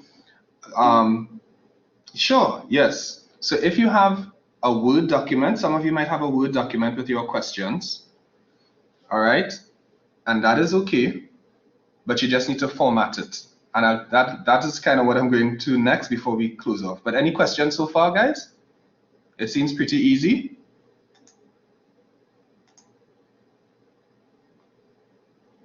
Yeah? Great, excellent, excellent. Nice. I think this is a pretty quick group where you're getting things. Yes, Sharon, definitely. I think as you practice it more, it becomes you commit it more into it's committed more into memory. Yeah. So one of the things that we did, this is just a quick recap in terms of where we are. Even though I kind of shifted things around a little bit, it was really just to make it easier for you to understand, and hopefully that worked. So we created a quiz activity. We added items to our quiz in the same token of creating a question bank. And what we're going to do now is import quiz items from a Word document. All right. Now, let me just, before we go further, let me just recap. I think, do I need to recap how to create a question bank, or are you pretty good with it? I don't think I might need to go through that, but you can let me know if I need to. Okay, great. So we're going now to importing items to your question bank. All right. Now, the first thing is, now many of you might have a Word document with your questions created, not so? Right. So you don't want to reinvent the wheel, or you don't want to have to manually go and add these questions to your bank, right? So what you need to do is you have your Word document already, now it's to format it. So the first thing you need to do is, and I'm paying particular attention to these last 4 bullets here, sub-bullets, you want to take off the numbering of the questions. So you have question 1, 2, 3, 4, 5, 6, and going on. Take out the numbers. So let me back up a little bit. Pull up, you could open your Word document. Open your Word document with the questions.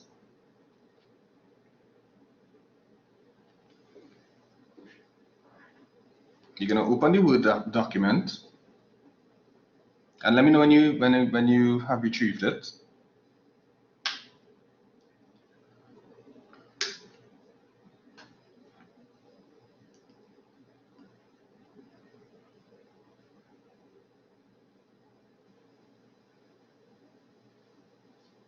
All right.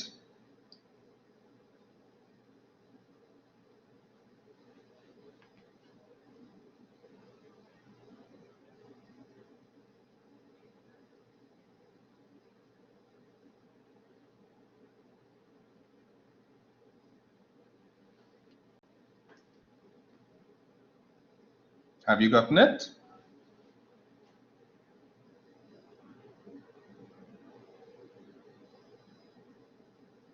Just the document with the questions that you created in a Word document.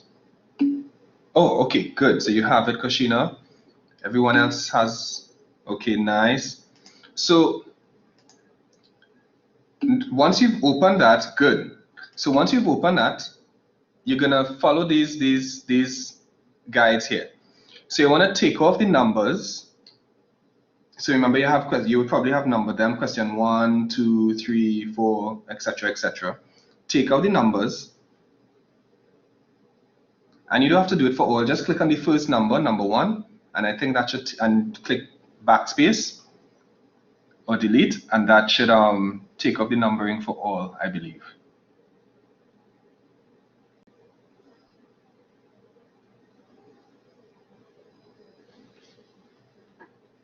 Let me know if you've gotten through, or you could just make an amended list if you want to save it as a test document.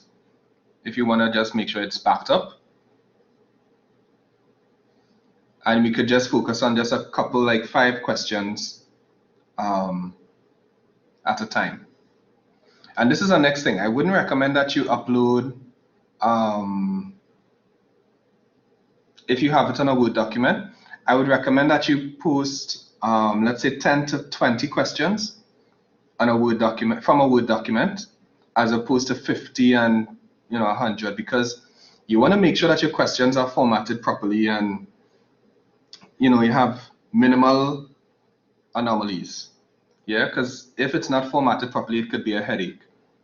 So I try to keep my about 5 to 10, maybe. Right, so it's right here, Rabindranath. Good. So no question numbers. Let me just go back here. Good. So yes, you should use A for option. All right.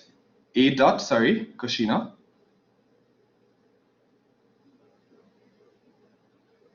And no spacing at all. I'll show you what it looks like just after this. So you'll see exactly what, once you've done it, I'll show you what it looks like after. So to answer your question again, Rabindranath, no spacing. Just make sure you put uppercase answer colon space D, or whatever the answer is.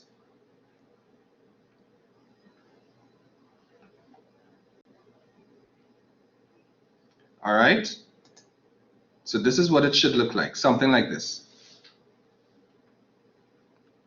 So you notice I have no spaces between each line, and I have no numbers for the question stem. Also, I have the answer. Now you don't have to highlight the answer, but I just highlighted it, beforehand, so I'll remember. And I don't think that's the correct answer anyways, from what I was told. But, so yes, right after the options, you want to put answer, the word answer in uppercase, and then put a colon right after. All right. Yes, Kushina? Justin, just a quick question. Right after Sure. you put the answer and you put A, there's a full stop. Full Do we stop. need Yes. that full stop as well? Yes. What about questions? For example, if I pull questions, some of the questions is based on one set of data. So let's say you have a table and then they ask you a series of questions in multiple choice based on the table. Do I need to copy that table for each one of these individual questions in my Word document before I import it into my MOODLE? I haven't tried at least the importing process with images. To be quite honest, I think it's worth it. I could probably test it for you and see. But if it doesn't, I would recommend keeping it just text for now. And then, yeah, pictures or images. But I would recommend keeping it plain text for now. And then when you can go in manually and insert those. Yeah, I would recommend that, just to be on the safe side so nothing is queued. No problem. Thank you. Sure, no problem. So everyone, do you have your document formatted like this?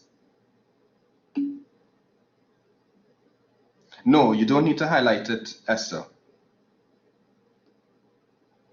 That was just for me at the time in case it didn't work, so just to test it.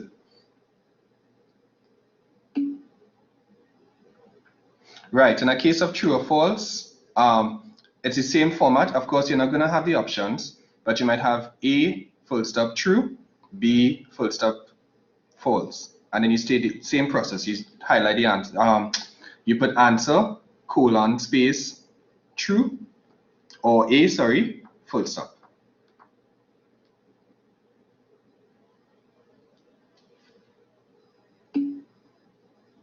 No problem at all, Arlette. So once you have that, so you have your document like this, right? It doesn't have to be all the items. Just remember you want a single document with just about 3 or 4 items to test it for you on your end.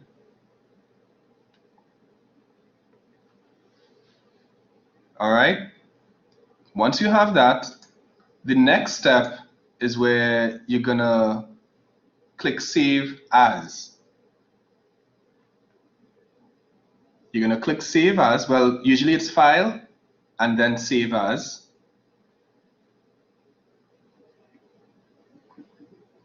So you're not just clicking Save, you're clicking Save As. And you want to specify, because you want to change the format of the document. So we just changed the layout. Now we're going to change the format in terms of what kind of file it is, because myeLearning would not recognize a basic Word document. You need to change it to plain text. Now to do that, you click on File.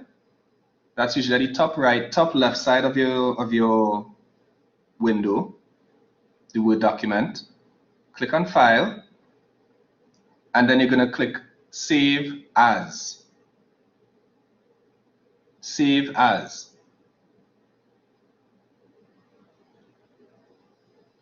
Once you click Save As, you're going to see something, a window that looks something like this, right? Because it's going to ask you where to store your file, and you're specifying where you want it to be stored. It could be the same folder that you got the file from, and you also want to make sure and click Save As Type. That's usually under the right at the bottom here, where we see this red circle. Save As Type. It's the same way you will convert a document to a PDF, a Word document to a PDF. This time, you're not choosing PDF, you're choosing plain text. Plain text. Is everyone on a page like this?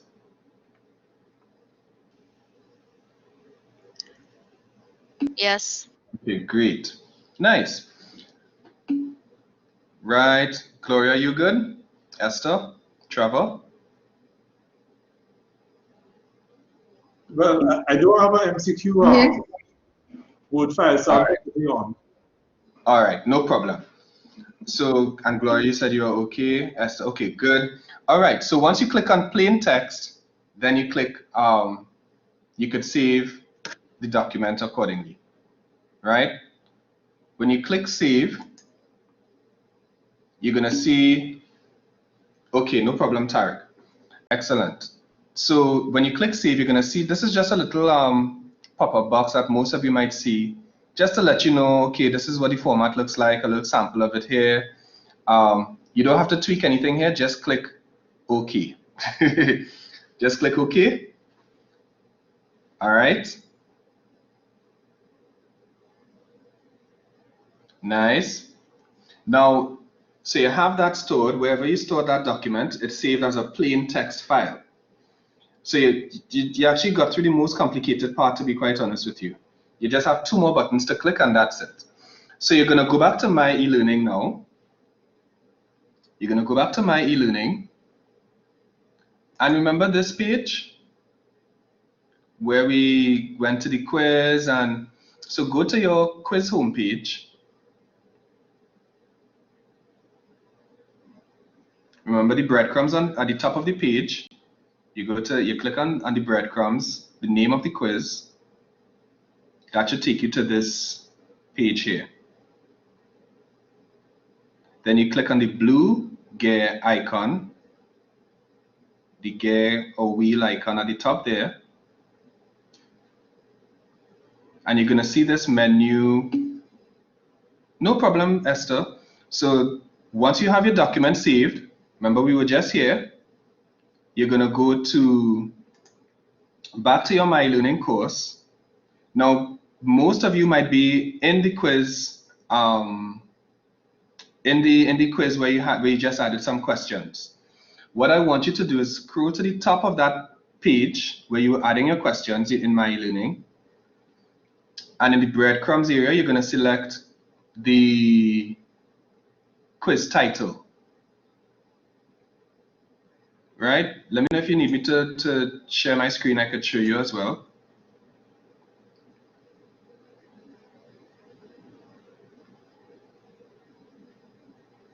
So for example, let me just share my screen very quickly.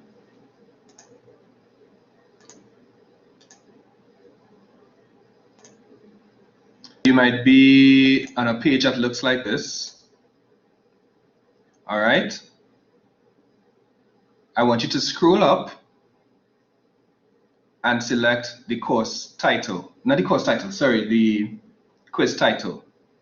For me, it's Pre-Columbian Societies. For you, it might be different. All right. You click on that, it'll take you back to this page. And then you click on the blue gear icon, which remember I told you shows you all of these settings or features. Oh, by the way, guys, anyway, I'll show you this after. It just, you know, while I'm here, let me just show you. So there's nothing to click.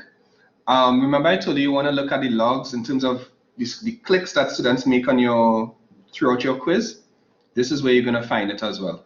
So you're going to see the statistics, how long they took how many students got certain things right or wrong, the responses, who selected the same responses, the results, overall results with I think it's a table and maybe a graph as well.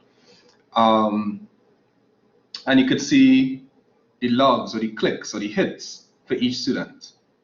All right, so anyways, so we're going to go all the way down to import. Click on import. And that will take you to a page that looks like this. Yes, it will go to the bank.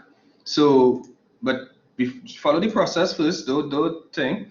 So we're going to click on the first format. Right? It's in alphabetical order. You're not going to select Blackboard and all the others, just the first one. The icon format, or icon, depending on which part of the world you're from. So you click on that, like what I have here. And then you see in this little box here with the blue arrow, you're going to insert your file there. You could drag it in, or you could select choose, and it'll prompt you to locate your file.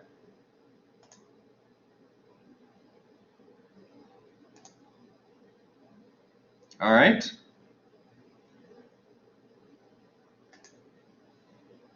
So you click on that. And let me just go back to my slideshow so you'll see exactly what it looks like. Is everyone so far so good, right? So you click on that. Okay, nice.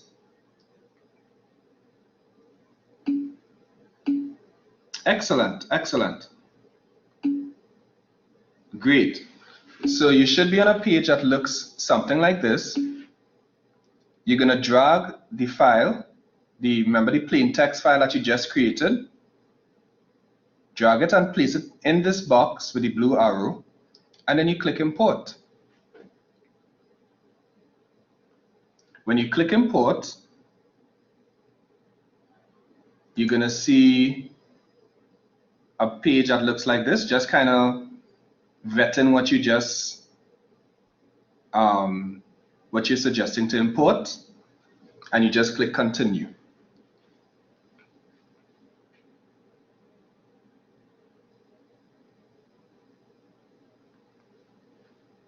When you click continue, the question will be added to your page, to your question bank, sorry, as we see here.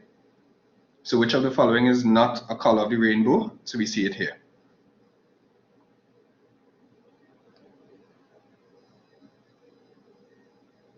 Did everyone get through that? You got errors? No? It means therefore that tons of errors, right? So it means therefore that you want to make sure that if you get errors, it means you have to go back to this document, right? Now remember that you need to have this for all of the questions. It's not for one, and so if you have all of the questions following this format, then you're gonna get it. All right. So you might need to go back and look at the Word document where you created this quiz, the items, and then follow the process over. So you create it with no spaces, no numbers. Make sure you have the full stop after the answer here, right? Make sure you have the colon before the answer. Then you save it as a plain text file. Yes, Trevor?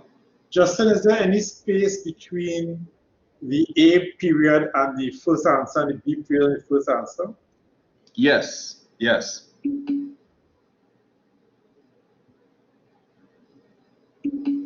Yes, yes.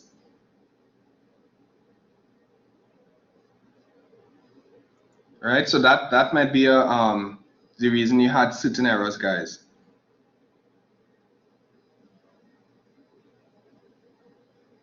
So to recap that process, remember it's no numbers, no like 1, 2, 3, 4, 5, options are stated in capital letters with the dot next to it and a space. Then you could use the bullets feature for the options, right? So you'll naturally get a dot and the space. Because that's what I did with this as well. I didn't manually put in, I just used the bullet feature. And so I got A dot, B dot. Of course, you could select the bullet features, what kind of, if you wanted uppercase letters, lowercase letters, brackets or full stop, but you want to make sure you choose uppercase with the full stop or period. And that will automatically give you the space between the letter and the option.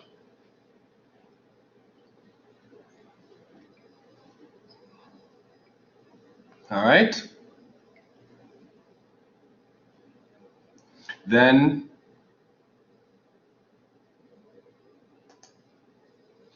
you save as. And the good thing is that you're going to get a copy of this recording and documentation to help you recap the process as well, right? So it's fairly easy, or if you get in a little trouble, of course, we have the material and the resources to guide you as well. No problem at all, Lester. So you click Save As and you save it as a plain text. Once you save it as a plain text, you're going to see a little summary. You're taking screenshots. Okay, that whatever works for you, Chanel. Good. Alana, you got through the import. Very good. Very good. Right. So let me just continue to recap the process before we wrap up. Spacing was the issue. There you go. So anytime you see you get problems, it means that you just need to go back and look at that document that you had. All right. Once you go back into myeLearning, oh, you got to toOLIT. Excellent. You select the format, the first format.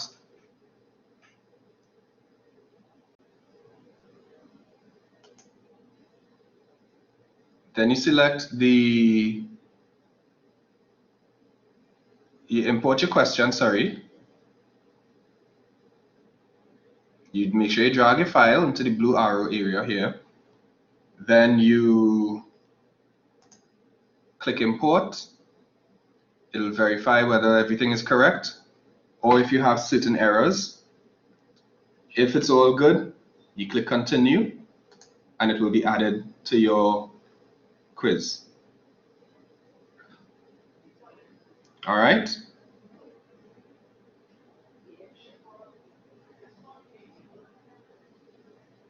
And that's it. Any questions, guys?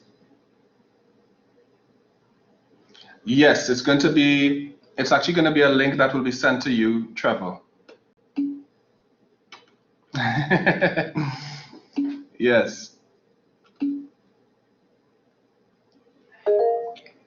Yes, Koshina? Just a quick question. In the plain text file, do we need to have a space between each question after we put the answer? Yes. For the next question, you want to put a space. Okay, great. Thank you. No problem at all. So as we close, guys, just some general settings or tips that you might want to pay attention to. What matters? Well, you could test it, Alana, do it bit by bit, not a whole bulk upload, but just like, 5-10 questions here and there. And if it is that you think it might be a problem, exactly, you could experiment. And if it is you think the importing would be a problem with certain items, you could do those like how we did them previously. You don't have to import all from a Word document. So I'm just giving some tips here to guide you, and we kind of said it along the way. You want to give students at least 2 weeks notification so they can, make sure they have things in place.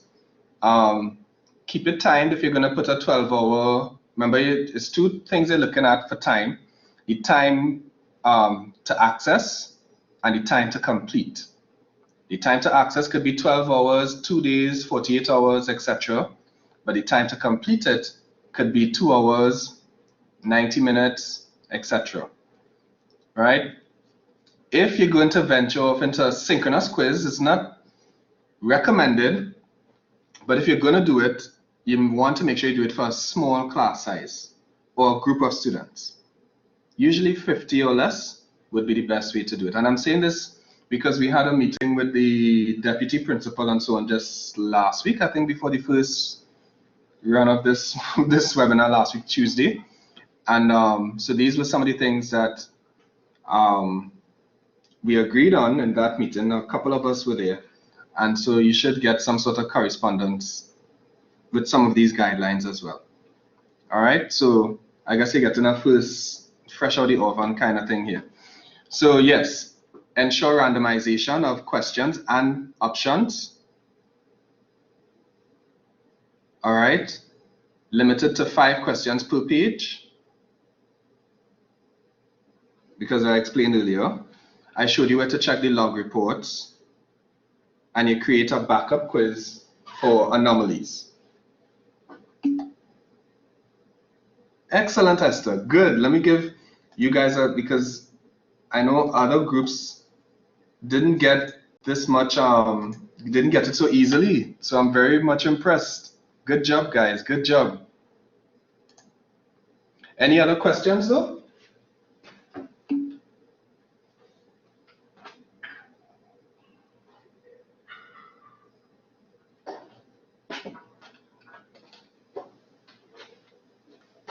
Justin, I have a question that's not quite related. Is it okay if I pose it?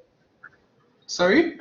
I have a question that's not quite related. It's around my e-learning and finding the guest access link. I've been trying to find it and not able to. Not myeLearning, sorry, Blackboard Collaborate. So I wouldn't mind if you could show me out. All right. Let me just wrap up this session and then we can get to that. All right, so just to recap, guys, I know we just went a little, about 10 minutes over, but we kind of finished. I'm glad you guys really not just enjoyed it, but I mean, we were all able to learn and we were able to accomplish these things. All right, and I think you could pat yourself on your back because importing a quiz from a Word document is not always the easiest thing. But I think you guys really did well. So hats off to you. All right. You should have gotten a workshop evaluation by now. All right. Thank you so much, Gloria. Thank you so much. So you should have gotten a workshop evaluation by now, a link in your that was sent to your email. So please feel free to complete that form, so I'll know, how to improve, what I did right, what I could work on, that sort of thing.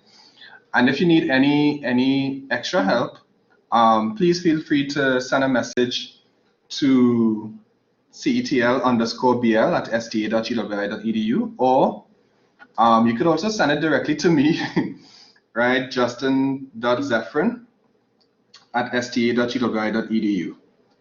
All right. I'm just looking at chat. Oh, thank you so much. Excellent, Sharon. Thank you. Matthias, definitely thank you as well. And thank you guys for coming and participating. And yeah, the quiz activity is a piece of cake for you once you practice it. You practice with it. And you're most welcome. You're most welcome. All right. First time user, great. No problem at all, Tarek. And of course, you'll have the recording, so when you get access to your myeLearning site, it'll be a piece of cake for you as well. All right. You're welcome, Chanel. Have a good afternoon, everyone.